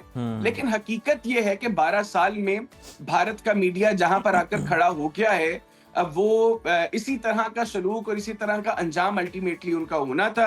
और वहां की यूथ अब इस चीज को समझती है, वो अपने मीडिया को सीरियसली नहीं लेते, उनको पता है कि ये प्रोपेगेंडा, हुकूमत का प्रोपेगेंडा मीडिया है। तो इसीलिए अगर आप देखें ना कि भारत में जो डिजिटल प्लेटफॉर्म्स हैं वो बहुत तेजी से वहां पे चीजें जो है वो बेहतरी की तरफ जा रही हैं, क्योंकि वो कोशिश कर रहे हैं कि जो आम भारतीय के कोर इश्यूज हैं उनको एड्रेस किया जाए। अब आप उनके मेन स्ट्रीम चैनल्स पर जाकर गुफ्तगू सुनेंगे, वो कहेंगे भारत दुनिया की चौथी बड़ी इकोनॉमी है, चौथी बड़ी अर्थव्यवस्था है, यहाँ पर तो हालात पता नहीं किस कदर बेहतर हैं, लेकिन आपका भारत का डिजिटल मीडिया आपको दिखाएगा कि वो जो चौथी बड़ी इकोनॉमी है वो महज चंद हजार खानदान उससे मुस्तफीद हो रहे हैं। एक आम भारतीय 2 वक्त की रोटी खाने के जो है उसको लाने पड़े हुए हैं। एक जो भारतीय यूथ है, मतलब हर साल तकरीबन 80 लाख के करीब भारतीय ग्रेजुएट होते हैं, उनमें से तकरीबन 29% ऐसे हैं जिनको जॉब्स मिलती हैं, और बाकी जो है वो जॉबलेस हैं, उनके लिए कोई अपॉर्चुनिटीज नहीं है भारत में। इवन तकरीबन 3 मिलियन इंडियन फ्रेश ग्रेजुएट्स हर साल भारत इस वजह से छोड़ रहे हैं कि वहां पर उनके लिए कोई अपॉर्चुनिटीज नहीं है। तो ये बुनियादी तौर पर भारत की हुकूमत हर चीज को प्रोजेक्ट करती थी गोदी मीडिया की तवज्जो से, लेकिन अब वो वक्त आ गया है जो मैं बार बार बात कर रहा था कि भारत के अंदर वो जब पॉइंट आ जाएगा तो उससे फिर वापसी नहीं होगी। वो पॉइंट आ गया है और यूथ को वो जो अम्ब्रेला चाहिए थी वो अम्ब्रेला मिल गई है। अब हर वो भारतीय, हर वो कम्युनिटी जो भारत में गुज़श्ता 12 साल से स्नब्ड थी, जिसके ऊपर जुल्म, जबर और बर्बरियत किया गया, वो अब उठ रही है, वो आवाज बुलंद कर रही है। इवन देखिए वहां पर एक जुनैद नामी शख्स जिसने मुजाहिरीन में फ्री खाना तकसीम किया, फ्री पानी तकसीम किया, और रिपोर्टर्स ने आकर पूछा कि यार आप ये फ्री क्यों कर रहे हैं? उसने कहा यार ये जायज हकूक के लिए बाहर निकले हैं। अगर हुकूमत इनके लिए लाठी चार्ज और आंसू गैस का इंतजाम कर रही है तो मैं ये अपना फर्ज समझता हूँ कि मैं जितनी इनको सहूलत दे सकूं वो दूं। तो वो मुसलमान शख्स जुनैद जो है उसके घर धावा बोल दिया, उसको गिरफ्तार कर दिया। हैदर, बड़ी जबरदस्त मिसाल आपने कोट की है और यही यकजहती जो है हमें मुत्तहिद भारतीय नौजवान जो है हमें नजर आए। कोई जात पात की तकसीम नहीं थी। बीजेपी आरएसएस ने जो कई दहाइयां लगाकर नफरत फैलाई थी वो हमें यहाँ पर दम तोड़ती हुई नजर आई है। तो अब हम समझ सकते हैं कि जो आने वाली जनरेशन है, जो मौशरा परवान चढ़ेगा भारत के अंदर, वो नफरत से पाक होगा। देखिए इसकी उम्मीद तो की जा सकती है कि भारत मुस्तकबिल में उस तर्ज की सियासत नहीं करेगा जो कम से कम गुज़श्ता एक दहाई में हमने भारत के अंदर देखा कि जब आपकी कारकर्दगी सिफर थी, पहले आपने बबल्स बनाए, अब वो बबल भी फट गए हैं। आपने फिर जब बबल्स फटना शुरू हुए तो वो पाकिस्तान इंडिया वाला काम शुरू कर दिया। 2019 से पहले पुलवामा करवा दिया आपने, बंदे मरवा के फॉल्स फ्लैग ऑपरेशन करके। बिल्कुल, पाकिस्तान को जब भी इन्वॉल्व करना होता है तो फिर आप इस तरह की कोई ना कोई फॉल्स फ्लैग ऑपरेशन कराते हैं और जिम्मेदार पाकिस्तान को ठहराकर कोई कार्रवाई का बहाना तलाश करते हैं, फिर मुंह की भी खाते हैं। अच्छा हैदर, लास्टली इस पर भी कमेंट कर दें कि ये जो वेव चली नेपाल, श्रीलंका, बांग्लादेश, उसके बाद इंडिया पहुंची, पाकिस्तान में भी नौजवानों की बड़ी तादाद है और उन्हें भी एजुकेशन सिस्टम के साथ कोई मसाइल हैं, तो यहाँ पर भी कोई आप वेव चलती हुई देख रहे हैं इस तरह? देखिए इसमें कोई शक नहीं है कि पाकिस्तान के अंदर भी स्टूडेंट्स या इवन जो फ्रेश ग्रेजुएट्स हैं उनके लिए बहुत अपॉर्चुनिटीज नहीं है। यहाँ पर भी हुकूमत को चाहिए कि इस मामले को सीरियसली एड्रेस करे। हमारे मुल्क की आबादी का एक बड़ा तबका नौजवानों पर मुश्तमिल है और हमारा एजुकेशन सिस्टम, बिल्कुल आपने दुरुस्त बताया कि वो कोई इंटरनेशनल स्टैंडर्ड्स को उस तरह मीट नहीं करता, क्योंकि बहुत ममालिक से बहुत अच्छा हमारा एजुकेशन सिस्टम है, लेकिन फिर भी आलमी सतह पे आलमी मयार के इदारे यहाँ पर मौजूद नहीं है। बढ़के बहुत हैं। यहाँ पर भी हुकूमत और उनके वज़रा आकर जब बातें करते हैं तो वो भी इसी तरह बात करते हैं कि जिस तरह पता नहीं उन्होंने किस तरह के रिफॉर्म्स जो है वो एजुकेशन सेक्टर में लिए हैं। इवन हम पंजाब की बात करें तो हमारे वजीर तालीम बड़े यंग हैं, बड़े पढ़े लिखे हैं, लेकिन जितनी वो बातें करते हैं अगर प्रैक्टिकली भी वो सब कुछ करें तो मैं समझता हूँ कि यहाँ पर चीजें बेहतरी की तरफ जाएंगी। बाकी मुझे लगता है कि हुकूमत अब कोशिश कर रही है कि यहाँ पर चीजों को पॉजिटिव जो है वो नोट पर आगे बढ़ाया जाए। अगर तो हकीकतन ऐसा होता है तो फिर शायद इस तरह के मामला पाकिस्तान में ना हो, लेकिन अल्टीमेटली हर चीज का, मैंने जिस तरह पहले बताया ना कि एक ऐसा पॉइंट है जहां पर आकर इंसान बेबस हो जाता है। तो अभी मुझे वो पॉइंट यहाँ पर दिखाई नहीं दे रहा। अगर गवर्नमेंट कुछ पॉजिटिव करती है, यहाँ पर देखिए प्राइवेट इंडस्ट्री को आपको जो है वो उसको सहूलियात देना पड़ेगी, लोग आए यहाँ पर कारोबार शुरू करें। और अभी तो बड़ी अपॉर्चुनिटी है इस वक्त पाकिस्तान के अंदर, लोग इन्वेस्टमेंट लेकर आना चाहते हैं। आप उनको इस तरीके की गवर्नमेंट अगर उनके लिए सहूलत पैदा करेगी तो मैं समझता हूँ कि यहाँ पर चीजें बेहतर हो जाएंगी। हमें पता है कि हमारी इकोनॉमी बहुत बेहतर नहीं है, लेकिन उसका हरगिज मतलब ये नहीं है कि आप ब्यूरोक्रेसी को नवाजते रहें। आप अपने जो है वो मामलात उसको बेहतर करें और आम आदमी की बारी हो तो आपको IMF याद आ जाए कि जी IMF की ये रिस्ट्रिक्शंस हैं, IMF की ये पाबंदियां हैं, हम इससे आगे काम कुछ नहीं कर सकते। तो यहाँ पर ये एक्सक्यूजेस से बाहर निकलकर गवर्नमेंट को प्रैक्टिकली कुछ करना चाहिए। बड़ी आबादी है यूथ की, वो मुतासर हो रही है, वो परेशान है, ब्रेन ड्रेन हो रहा है, यहाँ से लोग बाहर भाग रहे हैं, बाहर भी अब इस वक्त हालात वो नहीं है। तो मैं समझता हूँ कि अगर गवर्नमेंट इस अभी भी यहाँ से चीजों को पॉजिटिवली लेकर चलना शुरू करेगी तो ऐसी अपॉर्चुनिटीज पाकिस्तान में निकल सकती हैं जहां पर यूथ जो है वो किसी गलत काम की तरफ जाने की बजाय इस मुल्क के बेहतर मुस्तकबिल के लिए। बिल्कुल हैदर, आपने सही निशानदेही की है और ये आई ओपनर है गवर्नमेंट के लिए भी। गवर्नमेंट को भी चाहिए कि ठीक है आप सरकारी इदारों में राइट साइजिंग कर रहे हैं, लेकिन आप प्राइवेट सेक्टर को जो है वो भी सपोर्ट करें ताकि नौजवानों को रोजगार मिल सके। और फिर आपने देखा कि अगर नौजवानों के मसाइल जो हैं उन्हें अगर आप एड्रेस नहीं करेंगे तो फिर नौजवान जब निकलते हैं तो फिर वो किस तरह से निकलते हैं और अपने मुतालबात मनवा कर ही जाते हैं। बहुत शुक्रिया हैदर हयात खान आपके वक्त का। Thank you. और बिल्कुल आप देख रहे हैं कि जनाब भारत के अंदर बड़ी ज़बरदस्त ये तब्दीली आई है कि नौजवान निकले, किस तरह से उन्होंने जुल्म बर्दाश्त किया लेकिन जनाब अपना हक लेकर वापस गए हैं। ब्रेक लेते हैं प्रोग्राम में, स्टे विद अस। नाज़रीन, मुल्क भर में मानसून बारिशों का जोर बरकरार है जिसके बायस दरियाए सिंध में पानी की सतह मुसलसल बुलंद हो रही है। चश्मा बैराज पर पानी की आमद में इजाफे और भक्कर में निचले दर्जे के सैलाब के खदशे के पेश नज़र फ्लड अलर्ट जारी कर दिया गया है। दूसरी जानिब लाहौर और कराची समेत मुख्तलिफ शहरों में अर्बन फ्लडिंग और मजीद बारिशों के खतरात मौजूद हैं। तो आइंदा 24 घंटे किस हद तक हसास हैं और किन शहरों को ज़्यादा खतरा है बारिशों से, इस पर बात कर लेते हैं डिप्टी डायरेक्टर महकमा मौसमियात इरफान विर्क साहब से। बहुत शुक्रिया इरफान साहब आपके वक्त का। दरियाए सिंध में हम देख रहे हैं कि पानी की जो बढ़ती हुई सतह है उसके पेश नज़र आइंदा 24 घंटे जो है उन्हें हसास करार दिया जा रहा है। तो बताइएगा कितना खतरा मौजूद है वहाँ? देखिए, जो दरियाए सिंध की जो जो बात आप कर रहे हैं, तकरीबन 2.5 लाख पे जो है ना वहाँ पर निचले दर्जे का सैलाब होता है। तो दरियाए सिंध में अभी अगर हम देखें तरबेला से कालाबाग, चश्मा, तोमसा, इन जितने भी पट्टी है ये सारी की सारी, यहाँ पर जो है वो निचले दर्जे का सैलाब है। अब निचले दर्जे का सैलाब जो है वो दरिया के जो बेड होता है उसके अंदर पानी रहता है। अब अगर कहीं कोई सेटलमेंट्स ऐसी हैं जो कि दरिया के अंदर हैं कि उनको हो सकता है, या जिनकी फसलें हैं अंदर, अदरवाइज जो है ये दरिया के बाहर नहीं आएगा पानी, ये इतना अच्छा। ही इसकी ये है। और बाकी जो आपने कहा कि बारिशें जो लाहौर में जिस तरह पहले बारिशें हुई थी, अगले आने वाले आज और कल अगले 2 रोज में कोई ऐसी बड़ी बारिश नहीं है। अलगर्ज जो है वो लोकलाइज्ड कहीं बारिश हो सकती है, अदरवाइज कोई बड़ी बारिश नहीं। अच्छा इरफान साहब, जिस तरह से आपने बताया कि अगले 2 रोज़ में कोई बड़ी बारिशें नहीं हैं और चंद इलाकों में बारिश जो है वो बरस सकती है, ये भी बताइएगा कि अगस्त के आगाज़ के हवाले से क्या अगस्त के आगाज़ में हम शदीद बारिशें देख रहे हैं? देखिए, एक जो बारिश बरसाने वाला सिलसिला जो है वो 29 तारीख को बरोज़ बुध को कश्मीर और इससे मुल्हिका इलाकों में जो है ना वो बारिश स्टार्ट होगी। ये जो है एक हवा का जो कम दबाव है वो मशरकी इंडिया के असम के इलाकों में उधर मौजूद है, और अगले कोई 2 रोज़ के बाद जब ये आगे मूव करेगा तो हमारे पास नमी वाली हवाएं आएंगी जो कि कश्मीर की तरफ होंगी, और फिर आने वाले 30, 31 यकम को ऑनवर्ड जितने भी होंगे, ये हमारे जितने भी बलाई इलाके होंगे, बलाई पंजाब, खैबर पख्तूनख्वा, कश्मीर और गिलगित बल्तिस्तान, इस्लामाबाद, रावलपिंडी, इसके गिरदनवा, यहाँ पर दोबारा से जो है वो बारिश का आगाज़ हो जाएगा। ठीक। इरफान साहब, कराची की बात करें तो मानसून के नए मरहले के दौरान किन इलाकों में कराची में बारिश का इम्कान मौजूद है? देखिए, जो अगला स्पेल आएगा हम एक्सपेक्ट कर रहे हैं इंशाल्लाह जो है अगस्त का जो पहला होगा उसमें कराची स्पेस सिंध में बारिश एक्सपेक्टेड है, जो कि आज की तारीख में जितने भी मॉडल्स हमें गाइड कर रहे हैं उसके मुताबिक जो है कराची में अगस्त के पहले हफ्ते बारिश हो जाएगी। सही। इरफान साहब, मुल्क भर में मजमूई तौर पर कौन से शहर हैं जो इस वक्त बारिशों और सैलाब के सबसे ज़्यादा खतरे की जद में?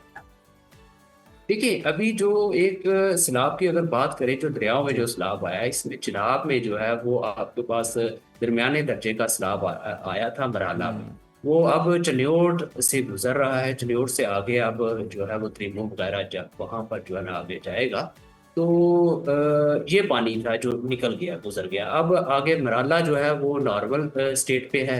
अगर आगे दोबारा से बारिशें होती हैं तो दोबारा से जो है ना ये पानी जो है ना वो दोबारा से बढ़ सकता है, और वो जब बारिशें आएंगी, कितनी बारिश होती है कैचमेंट में, उसके मुताबिक हम इसकी जो है ना वो प्रेडिक्शन करेंगे और आपको वो फोरकास्ट मिल जाया करती है। हमारे जो फ्लड के यूनिट है वो इस पर काम कर रहा है।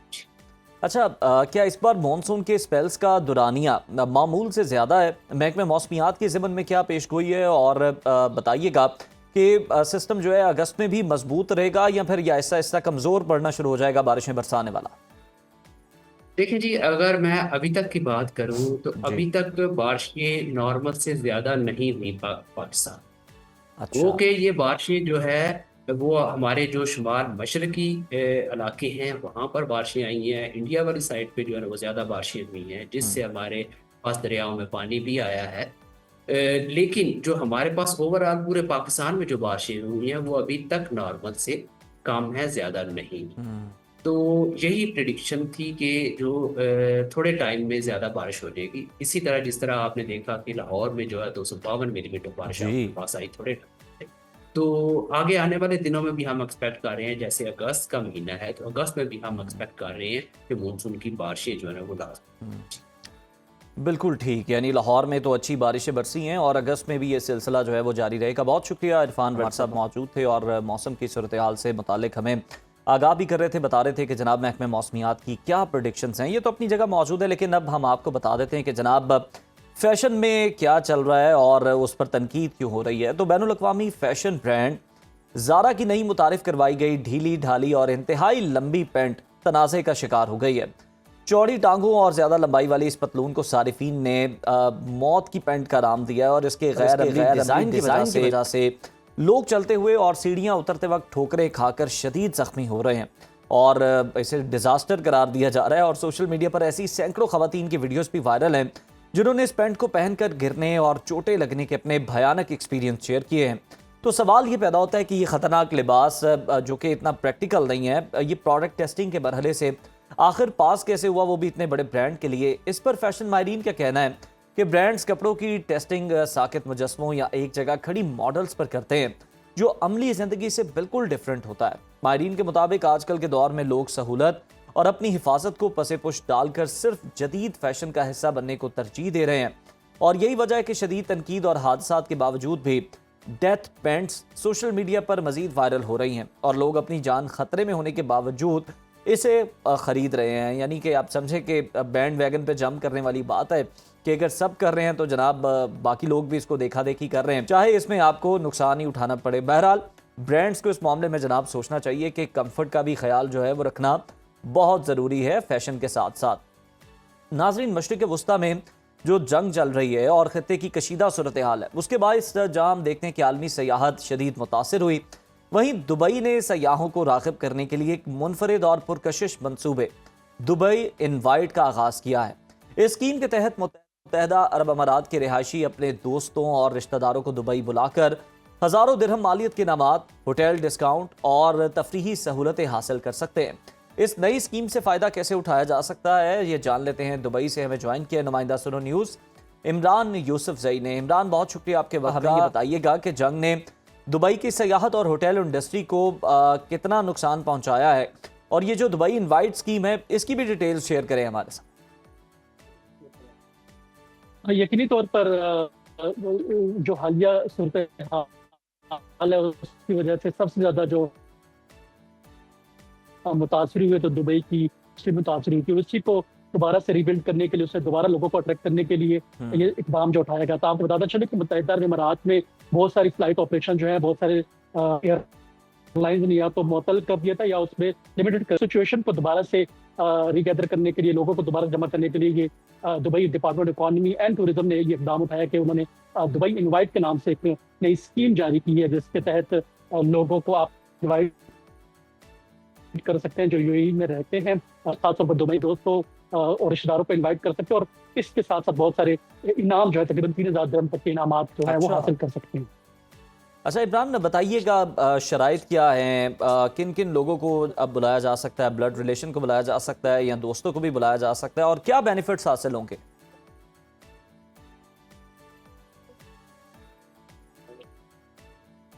जी बिल्कुल, में या यूएई में रहते हैं और जिनके पास एमिरेट्स आईडी या तो दुबई यूएई के शहरी हैं या रिहायशी हैं, वो लोग अपने दोस्तों और रिश्तेदारों को दुनिया में किसी जगह भी मौजूद हो वो उनको बुला सकते हैं। उसके लिए उनकी सिर्फ एमिरेट्स आईडी की जरूरत है और जो लोग जिनको बुला रहे हैं उनके पासपोर्ट कॉपी, ईमेल आईडी और मोबाइल नंबर की जरूरत होगी। तो उनको इन्वाइट करेंगे जैसे ही ये दुबई विजिट यूएई के जो वेबसाइट है ऑफिशियल, उस पर जाके आप 3-4 चीजें जो है वो डाटा भरेंगे और उसके साथ ही आपको एक इन्फॉर्मेशन ईमेल आ जाएगी। जैसे ही ये लोग जो है 20 जुलाई से लेकर 31 अक्टूबर तक ये डेट है, अगर इस दौरान ये लोग जो है जिनको आप इनवाइट कर रहे हैं अपने दोस्तों रिश्तेदारों को, अगर इस दौरानिए के दौरान अगर यूएई में दुबई में लैंड करते हैं तो फौरी तौर पर आपको एक नोटिफिकेशन ईमेल में आ जाएगा और वो तमाम 3000 के जो इनामात है वो अनलॉक हो जाएंगे और आपको बताया जाएगा उसमें डिटेल में कि वो कैसे आप जो है वो यूटिलाइज कर सकते हैं।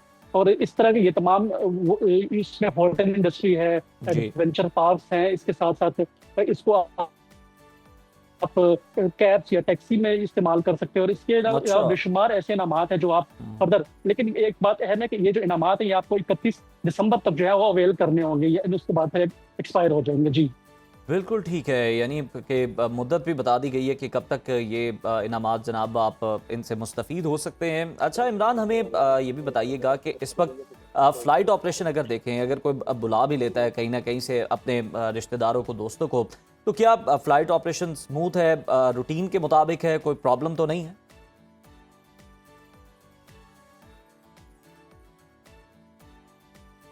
जी बिल्कुल, फ्लाइट्स ऑपरेशन मुकम्मल तौर पर बहाल है। और खासतौर पर अगर यूएई की बात की जाए, जी। हालिया जो मिसाइल्स की लहर थी उसमें यूएई बिल्कुल महफूज है, और इसमें कोई ऐसा खतरा नहीं है कि यूएई को कुछ मसाइल हो। लेकिन दूसरी तरफ जब जब पहली लहर हुई थी उससे टूरिज्म इंडस्ट्री बहुत ज्यादा मुतासर हुई थी। खासतौर पर जो यहाँ पर टूरिज्म इंडस्ट्री है उस पर दुबई जो है वो सर्वाइव करता था। बहुत बड़ी तादाद में जो है लोग जो है वो ट्रेवल करते थे यूएई के लिए, रोजाना हजारों लोगों के ट्रेवल होता था। लेकिन अब पिछले कई माह से जो है ये इसमें कमी आ गई थी, क्योंकि ये जो गर्मी का सीजन होता है इसमें दुबई में वैसे भी फेस्टिवल होता है, जैसे शॉपिंग फेस्टिवल हो गए, दीगर फेस्टिवल हो गए। तो इस दफा दुबई इकोनॉमी डिपार्टमेंट ने ये एक नई चीज जो है दुबई इनवाइट के नाम से ये शामिल किया ताकि लोगों को अट्रैक्ट किया जाए। और इस फेस्टिवल से, क्योंकि यहाँ पर इस सीजन में बहुत सारे डिस्काउंट और ऑफर ऑलरेडी होते हैं, तो इसमें साथ साथ टूरिज्म भी कर दिया। इसमें साथ अच्छा। एक सेफ्टी और सिक्योरिटी का मेजरमेंट ये भी जारी किया गया कि अब या कि मतलब हम यहाँ बैठ के जब अपने दोस्तों और रिश्तेदारों को इनवाइट करेंगे तो हम उसकी रिस्पॉन्सिबिलिटी लेंगे। तो उस जी। वेबसाइट पे हमारा पूरा डाटा और एमएस आईडी के थ्रू चला जाएगा, तो उनकी वापस जाने की जिम्मेदारी भी हमारी होगी। जैसे ही वो लोग यहाँ पर आएंगे वो ओह। अपना विजिट कंप्लीट करेंगे, उसके साथ ही वो वापस चले जाएंगे। तो साथ साथ ये दोनों चीजें जो है वो एक साथ चल रही, लोगों को बनाया भी जा रहा है और सेफ्टी के जरिए उनको इमरान, वापस भी बिल्कुल आपने ये वापस बड़ा भेजा अहम जाए, नुक्ता ताकि है लोग और स्मूथली तरीके से अपना रिस्पॉन्सिबिलिटी visit जो है वो उसकी है जो complete दुबई में करें। क्योंकि मुकीम आपको है याद और है कि वो जो इनवाइट कर रहा है किसी को, लेकिन जिसको इनवाइट किया जा रहा है वो अगर आके यहाँ पे दुबई में स्लिप हो जाता है तो फिर उस पे क्या कोई सजा उसके लिए मुकर्रर की गई?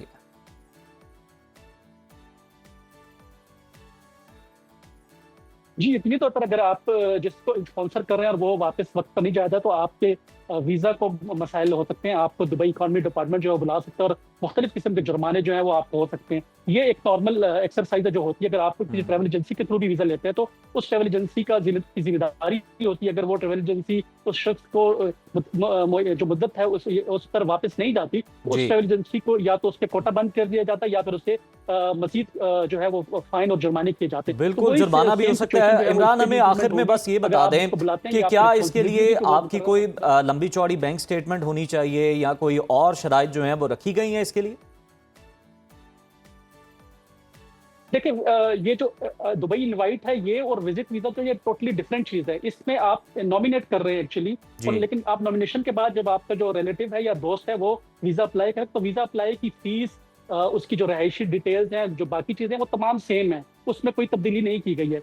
उसकी जब जैसे ही उसका वीजा अप्रूवल होगा आपको ईमेल आ जाएगी कि आपके ने जो नॉमिनेट किया था जिस बंदे को, उसका वीजा जो है वो अप्रूव हो गया और वो आप ट्रैवल कर सकते हैं। जैसे ही वो ट्रैवल करेगा वो तब आप वो ठीक। जो इनामात है वो मिलेंगे। बहुत सारे इनामात हैं जो मिलेंगे। बहुत चीज़ शुक्रिया आपको बताऊं कि जो- इमरान यूसुफजई हमारे साथ मौजूद। दुबई इनवाइट स्कीम के हवाले से जनाब बता रहे थे। पहले हमने देखा माजी में दुबई की जानिब से बहुत सारी जो हैं वो सख्तियाँ भी की गई, कदगनें लगाई गई यूएई की जानिब से पाकिस्तान के शहरियों के भी हवाले से। लेकिन अब हम देख रहे हैं कि जनाब सहूलत पैदा की जा रही है ताकि ज़्यादा से ज़्यादा लोग जो हैं दुबई विज़िट करें और वहाँ की इकॉनमी को भी सपोर्ट करें, जो कि ऑब्वियसली पहले टूरिज़म पे बहुत ज़्यादा रिलाई कर रही थी। आगे बढ़ते हैं नाजरीन। National database and registration authority यानी नादरा ने शहरियों के शनाख्ती डेटा की हिफाजत और उन्हें किसी भी किस्म के माली या डिजिटल फ्रॉड से बचाने के लिए एक इंतहाई ज़बरदस्त और मुनफरिद सहूलत मुतारिफ करा दी है। यानी अब आप बआसानी ये चेक कर सकते हैं कि गुज़श्ता 10 सालों के दौरान आपका कौमी शनाख्ती कार्ड कहाँ कहाँ, कब और किस मकसद के लिए इस्तेमाल हुआ। नादरा की जानिब से यह सहूलत पाक आईडी मोबाइल ऐप और वेब पोर्टल पर बिल्कुल मुफ्त फराहम की गई है। इसका तरीक़ाकार भी आपको बता देते हैं जो कि बहुत ही सिंपल है। सारिफिन को करना ये होगा कि पाक आईडी ऐप पर अपने अकाउंट से लॉगिन करके मेन मेन्यू में मौजूद यूजेज हिस्ट्री या फिर वेरिफिकेशन हिस्ट्री के ऑप्शन पर आपने क्लिक करना है, जिसके बाद आपकी मुकम्मल हिस्ट्री आपको शो होगी और इसके ज़रिए आपको ये भी पता चलेगा कि आपका शनाख्ती कार्ड किस बैंक में अकाउंट खोलने, सिम कार्ड के इजरा या किसी और जगह तस्दीक के लिए इस्तेमाल हुआ है।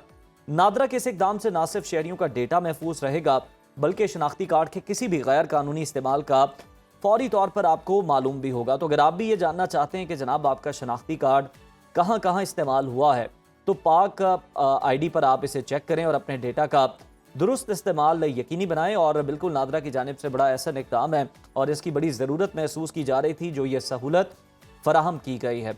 ब्रेक लेते हैं प्रोग्राम में, हमारे साथ रहे। Welcome back viewers. पाकिस्तान में इस वक्त अगर हम देखें तो 3.5 करोड़ से ज़ायद अफराद शुगर के मरीज़ हैं। जदीद तिब्बी साइंस के मुताबिक ज़ियाबीतिस को सिर्फ अद्वियात और इंसुलिन के ज़रिए ही कंट्रोल किया जा सकता है। लेकिन आज हम आपको जिस मेहमान से मिलवाएंगे उनका दावा है कि सही डाइट प्लान और लाइफस्टाइल में तब्दीली के ज़रिए आप भी उनकी तरह अपनी शुगर को मुकम्मल तौर पर रिवर्स कर सकते हैं। और उन्होंने इस मौजू पर एक किताब भी तहरीर की है, how I reverse my diabetes. ज़ियाबीतिस को रिवर्स करने का ये सीक्रेट फार्मूला क्या है और क्या वाकई डाइट प्लान से शुगर के मरज़ से निजात हासिल की जा सकती है, क्योंकि हमारे सबके घर में कहीं ना कहीं कोई 1-2 पेशेंट शुगर के ज़रूर मौजूद हैं। तो इन्हीं तमाम सवालात के जवाब हासिल करते हैं। जनाब फातिह ज़ियाद अशरफ चौधरी साहब हमारे साथ स्टूडियोज़ में मौजूद हैं। अशरफ साहब, बहुत शुक्रिया आपके वक्त का। वेलकम टू सुनो पाकिस्तान। हमें ये बताइए कि शुगर की तशख़ीस से लेकर, पहले तो हम आपकी जर्नी के हवाले से बात कर लेते हैं। वैसे तो सबको मालूम ही है, लेकिन जो लोग हमें अभी देख रहे हैं या जिन्होंने आपको पहली दफ़ा सुन रहे हैं, उन्हें बताइए कि ये मुकम्मल तौर पर शुगर रिवर्स करने का आपका एक्सपीरियंस कैसा रहा और आपको ये शुगर कब हुई और कब आप इससे निजात हासिल कर सकें।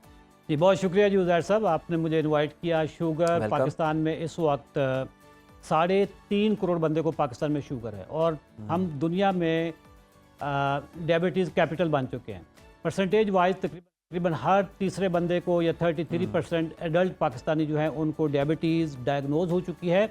लेकिन तो कम से कम भी 1 करोड़ बंदा ऐसा होगा जिनको अभी पता भी नहीं है कि उनको शुगर है या नहीं है। वो अच्छा।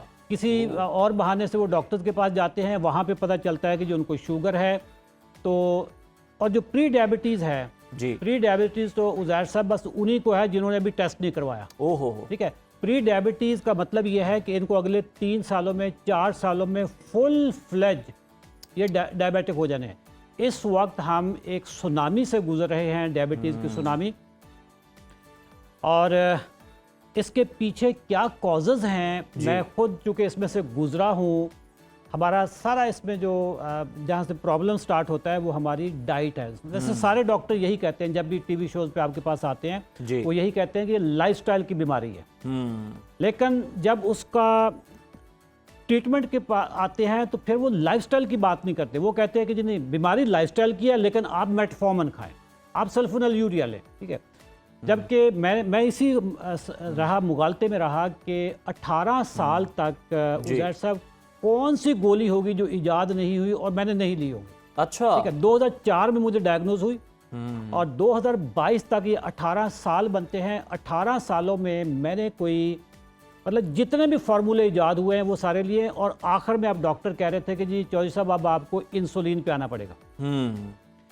अच्छा, 2022 में मैंने एक तहैया किया, नए साल की जो रेजोल्यूशन होती है वो पास की कि इस साल या डायबिटीज़ है या मैं हूँ, दरमियान में कोई चीज़ नहीं है जी। मैं इतना खौफनाक तरीके से मैंने 2022 को ज्वाइन किया। उज़ैर साहब, पता चला अंदर तो सारा फ्रॉड था, ओहो, टोटल।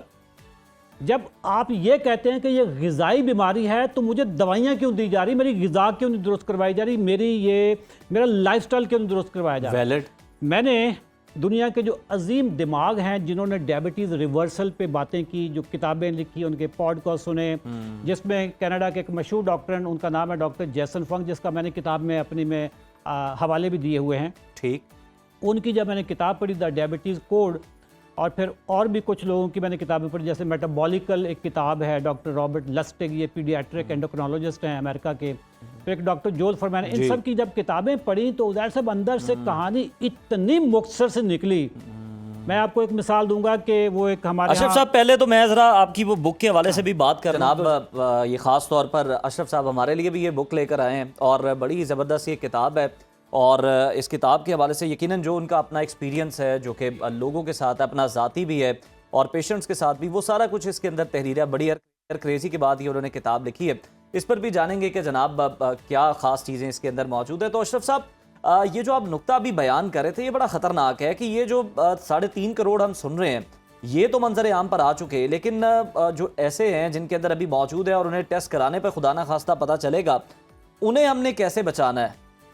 उज़ैर साहब, बहुत ज़बरदस्त आपने सवाल किया। और देखें, जो हिकमत होती है ना वो यही होती है कि आप बीमारी को प्रिवेंट करें। ठीक है, ना कि पहले बीमारी हो जाए और फिर उसकी ट्रीटमेंट स्टार्ट करें। जो ट्रीटमेंट पे आते हैं ना, वो बेसिकली उसमें कॉन्फ्लिक्ट ऑफ इंटरेस्ट होता है कि अगर आपने बीमारी को पहले ही प्रिवेंट कर दिया तो फिर बाद में पैसे कैसे कमाएंगे। मैं इसकी प्रिवेंशन वाला बंदा हूँ। आपने सर अपनी खुराक को दुरुस्त करना है जी। खुराक दुरुस्त अगर आपकी होगी, अब आपके जहन में बार बार ये आ रहा है कि जी वो खुराक क्या है। खुराक है बैलेंस डाइट। बैलेंस डाइट पे हर डॉक्टर की, हर न्यूट्रिशनिस्ट की अपनी अपनी डेफिनेशन है, लेकिन आज मैं आपको बैलेंस डाइट बताता हूँ। श्योर। जब बच्चा पैदा होता है, ब्रेस्ट फीडिंग पे जाता है ना, तो माँ का जो दूध है that is the balance diet, that is the perfect diet, क्योंकि उसका मैन्युफैक्चर अल्लाह की ज़ात है। बेशक। 60% calories are coming from fats and proteins. बच्चे का जो दूध, माँ का जो दूध है जो पीता है, जिससे उसकी ग्रोथ होती है, पूरी मेंटल डेवलपमेंट होती है, फिजिकल डेवलपमेंट होती है, 60% calories are coming from fats and protein and 40% आती है लैक्टोज से। और जब हम बड़े होते हैं, हम पाकिस्तानी की बात करें तो हमारी तकरीबन 95% calories are coming from carbohydrates. ओहो। जो बंदा सुबह नाश्ते में पराठा खाता है जी। और सालन के साथ खाता है, सब्जी के साथ खाता है, या चाय में डबो डबो के खाता है, 99% कार्बोहाइड्रेट से उसका दिन स्टार्ट हुआ है। जबकि आपकी बॉडी का जो पूरा स्ट्रक्चर है ये प्रोटीन पे बेस्ड करता है, इम्यूनो एसिड पे करता है। आपका दिमाग, आपके खुलियों के ऊपर जो मेमोरीज होती है वो फैट से बनती है, आपके सारे हार्मोन्स फैट से बनते हैं। हम हेल्दी फैट नहीं ले रहे, हम प्रोटीन डेफिशिएंट कंट्री हैं और हम कार्बोहाइड्रेट के एडिक्ट हो चुके हैं।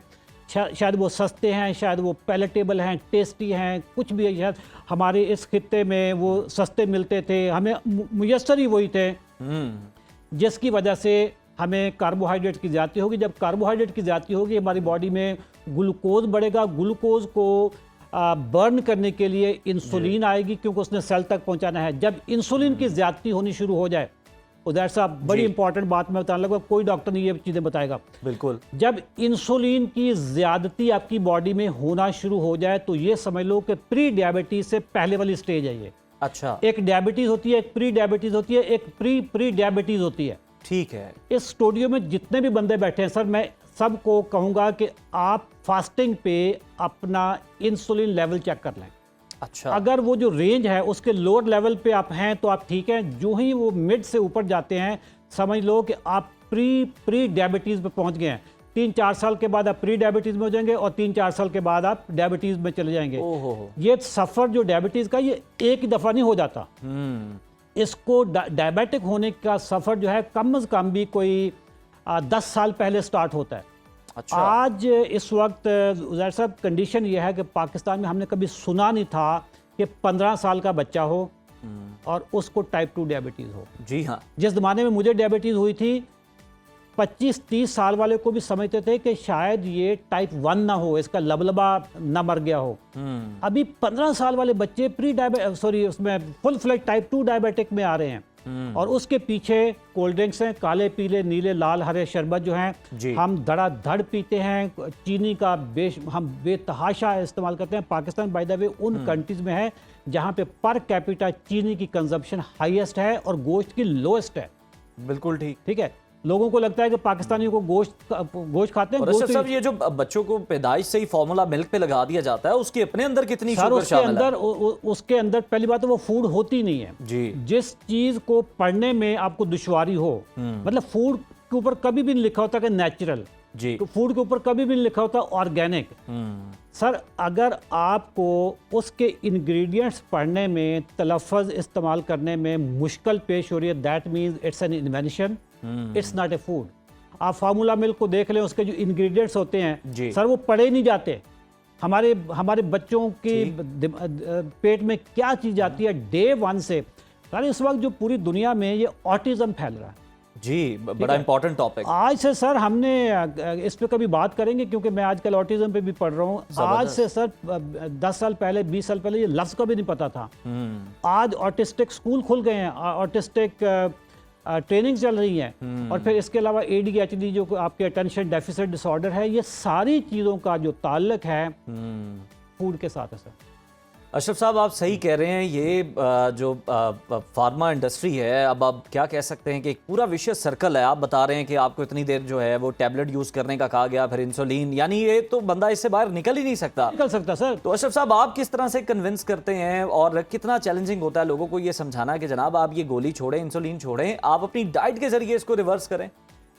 सर बहुत चैलेंजिंग है जी। लेकिन मैं यहाँ पे सबको कैमरे के सामने बताऊंगा कि कभी भी गोलियां आपने अपने तौर पे, इंसुलिन अपने तौर पे नहीं छोड़नी।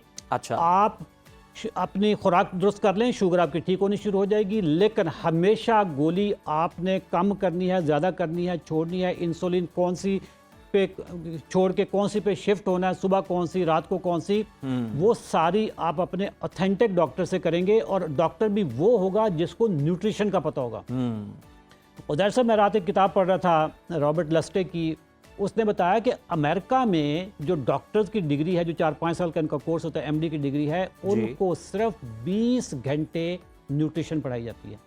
अच्छा। सिर्फ 20 घंटे। और ये उनका जो ओवरऑल कैरिकुलम है उसका 0.27% टाइम बनता है। आप जरा देखें कि 1% भी उनका फोकस, 1% से भी नीचे उनका फोकस है न्यूट्रिशन पे। जब हमें न्यूट्रिशन पढ़ाई नहीं जाएगी, डॉक्टर का इसमें कोई कसूर नहीं है। मैं, लोग कहते हैं जी मैं डॉक्टरों का बड़ा मुखालिफ हूँ।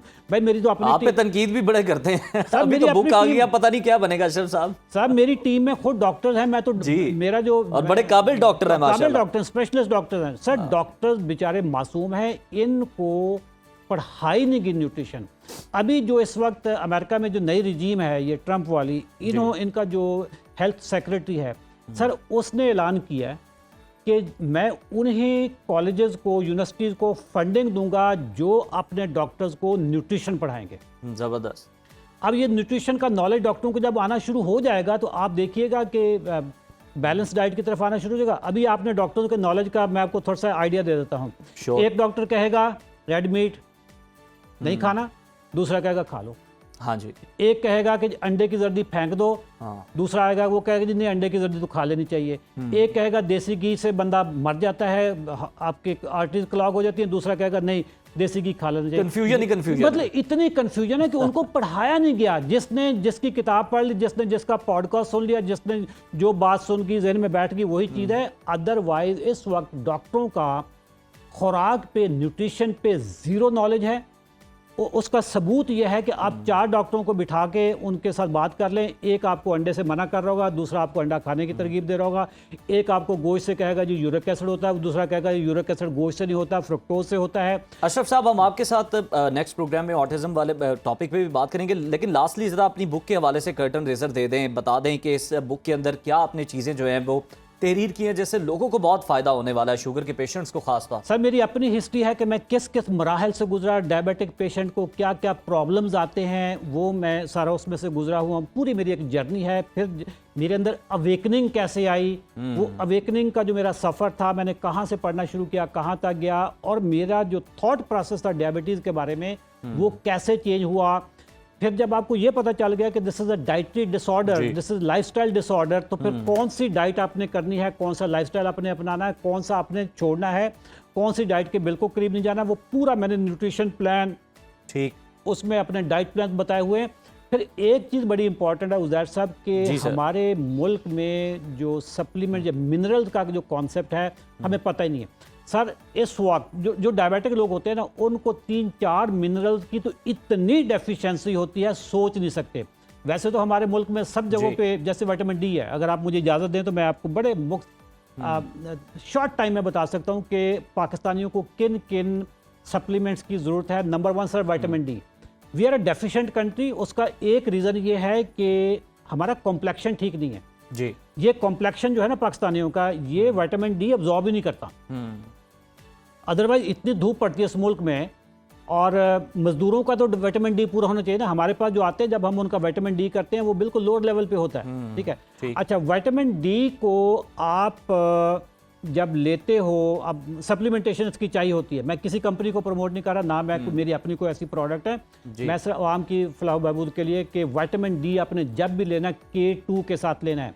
अच्छा। खाली विटामिन अगर डी लेंगे तो आपकी शरियानों में कैल्शियम जमा होनी शुरू हो जाती है, जिसको कैल्सिफिकेशन कहते अशरफ साहब, हैं। मेरा ख्याल है आज चूंकि वक्त कता कलामी की माजरत हमारे पास ख़त्म हो चुका है, तो हम इसको विटामिन डी तक ही जो है वो महदूद रखते हैं। आने वाले प्रोग्राम में एक तो ऑटिज़म के हवाले से भी बात कर लेंगे, आपको दोबारा ज़हमत भी देंगे, और ये जो मिनरल्स हैं और ये जो विटामिन हैं जो लेने चाहिए पाकिस्तानियों को, इस पर भी बात करेंगे। यकीनन लोग जो हैं इससे बड़ा इस्तेफादा करेंगे।